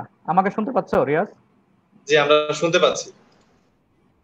তাহলে আমি কি স্টুডিও লিভ করে আবার ইন করব? হ্যাঁ, আমার কাছে মনে হয় যে ওইটাই বেটার হবে। আমার মনে হয় তাহলে তোমরা কথা চালাতে থাকো, আমি দেখি, ট্রাই করে দেখি। আচ্ছা আচ্ছা, মুরাদ ভাই আমাদের সাথে জয়েন করুক। আমরা একটু যদি আচ্ছা মুজাহিদ ভাই, যেহেতু আমরা সুযোগ পেয়েছি আমরা জি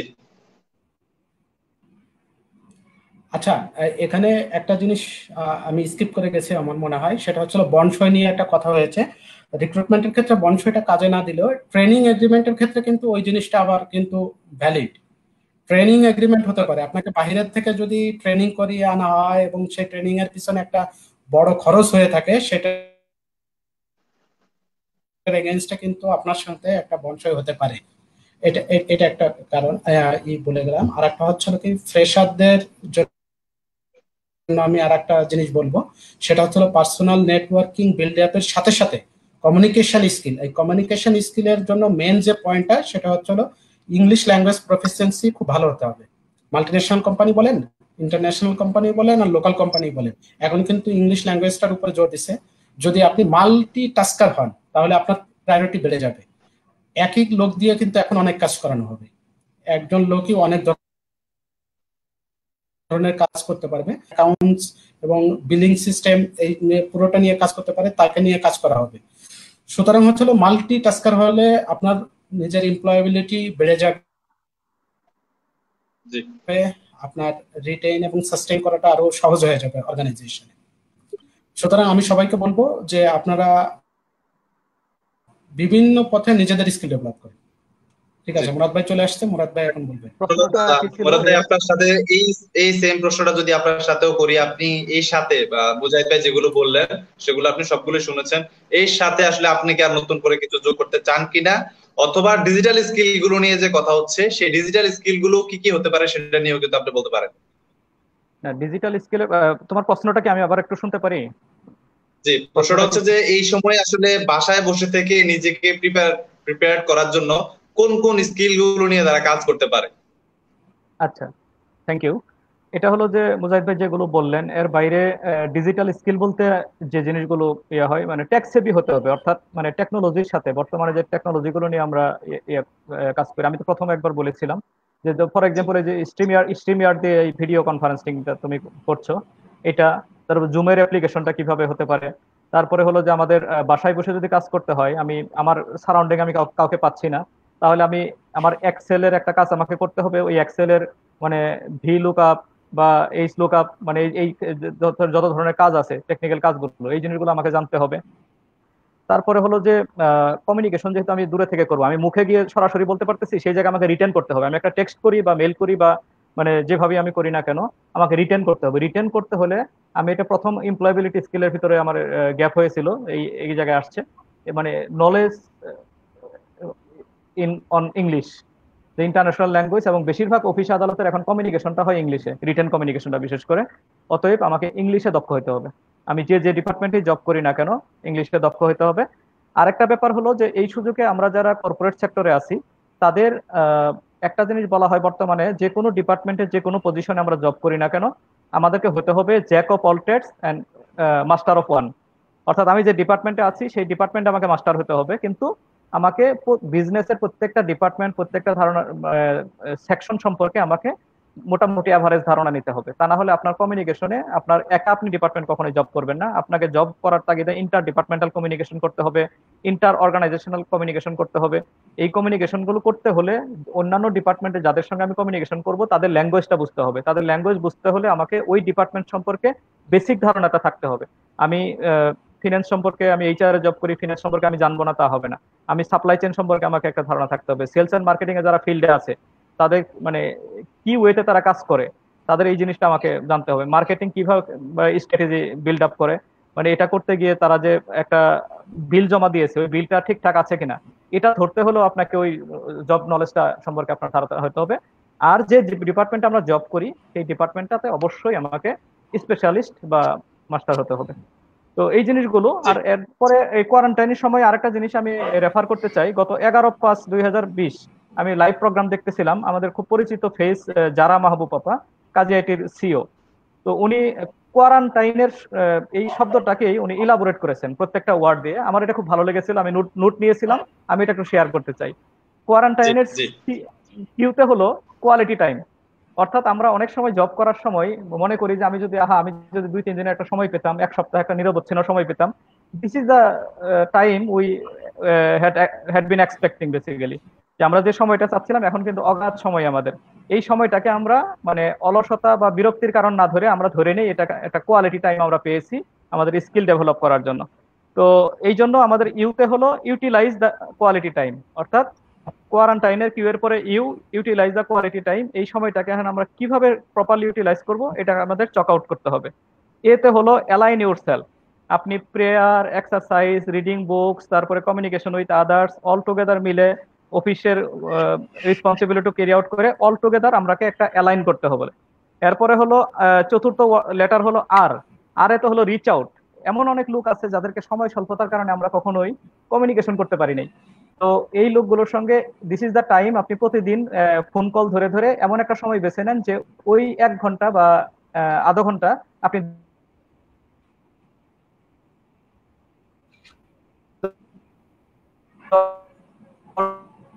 আপনার পুরানো বন্ধু বা পুরানো রিলেটিভ কমিউনিকেট করবেন। এরপরে হলো আস্ক। এতে হলো আস্ক, অর্থাৎ ask to nearby they need something or not. মানে আমাদের আত্মীয় স্বজন, তারপরে বন্ধু বান্ধব, আমাদের কলিগ, এদের মধ্যে অনেক গরিব এবং নিডি লোকজন থাকে। তো তাদেরকে আপনি জিজ্ঞেস করেন ফোন করে যে তারা কেমন চলছে, কেমন আছে। তো তাদের যদি কোনো রিয়েলি কোনো নিড আছে কিনা, নিড যদি থাকে তাহলে আপনি বা আপনার নেটওয়ার্কের মাধ্যমে এটাকে যদি কিছুটা সলভ করা যায় তাহলে সেখান থেকে একটা ডিভাইন ব্লেসিংও আসবে এবং সেই লোকগুলো একটা সলভ পাবে আর কি। এরপরে এনএতে হলো কোয়ারেন্টাইনের এনএতে হলো নিড ভার্সেস ওয়ান্ট। আপনি কেনাকাটায় এখন যেহেতু আমাদের ইনকাম লেভেলটা একটা থ্রেটের মুখে, আমাদের ইনকাম যেহেতু লিমিট হয়ে যাচ্ছে, এই অবস্থায় আমরা নিড এবং ওয়ান্ট এই দুইটার পার্থক্য আমাদের বুঝতে হবে।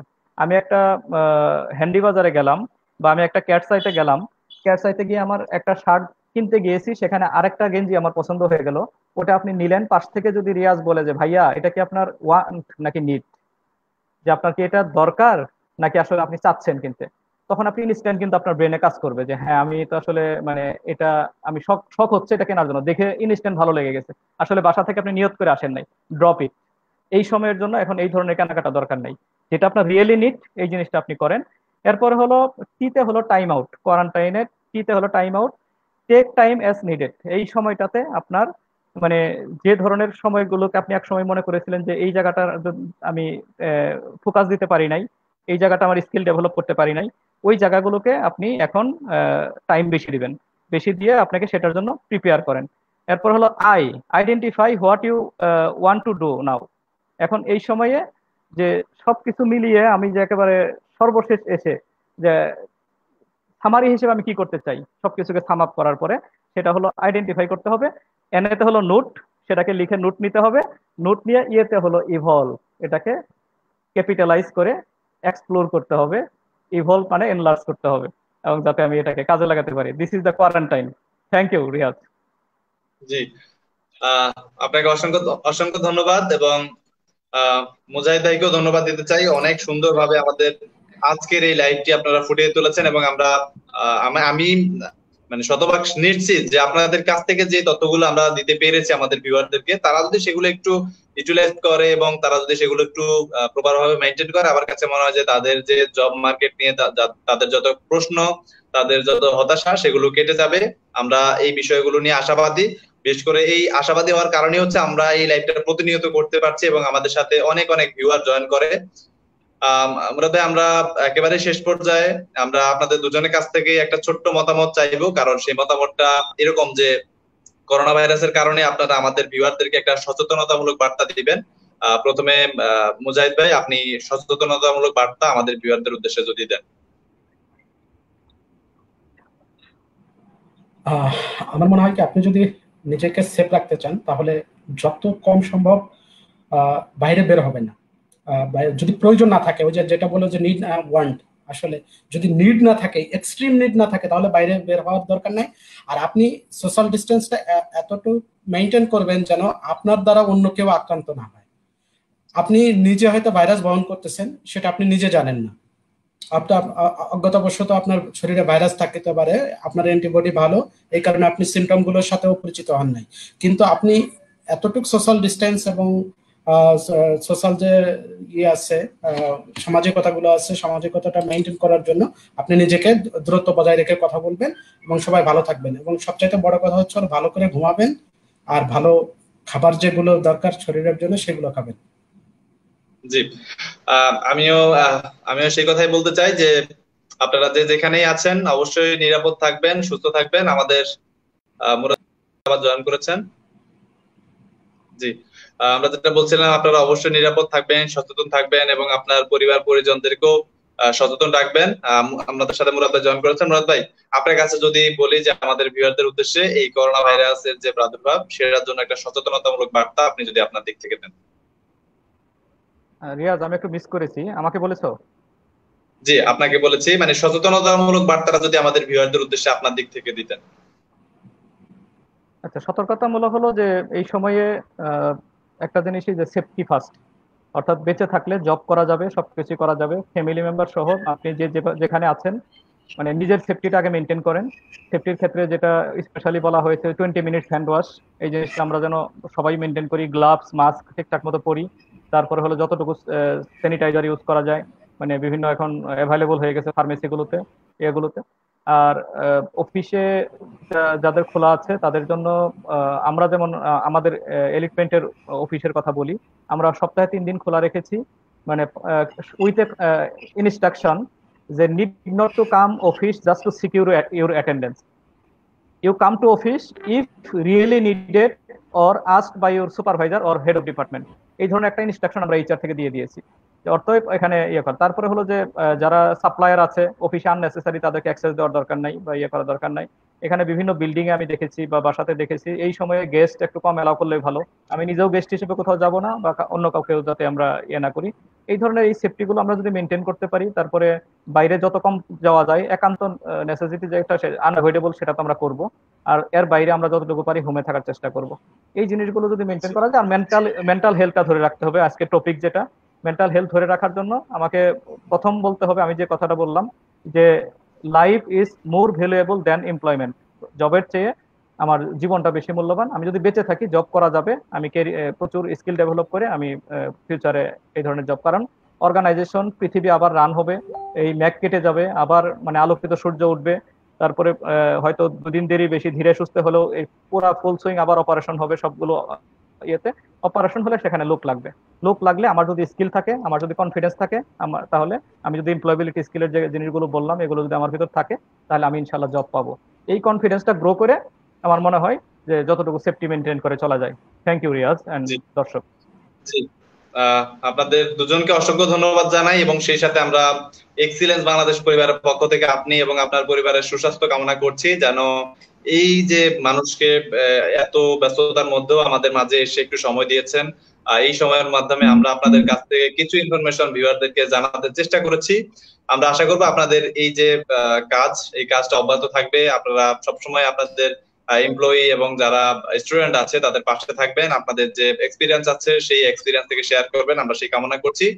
এবং ডিয়ার ভিউয়ার্স, আপনাদেরকে আমি যেটা বলছিলাম যে আপনারা যে যেখানেই আছেন নিরাপদ থাকবেন, সুস্থ থাকবেন, আপনার পরিবার পরিজনকে সচেতন হতে সহযোগিতা করুন, আপনার আশেপাশের মানুষদেরকে সচেতন হতে সহযোগিতা করুন এবং আপনি আপনার সোসাইটি যখন সচেতন হয়ে যাবে, পুরো বাংলাদেশটাই আমরা তখন নিরাপদ হয়ে যাব, এবং খুব শীঘ্রই আমরা আমাদের যে দৈনন্দিন কাজ, আমরা সেই কাজের ক্রমে খুব শীঘ্রই ব্যাক করব।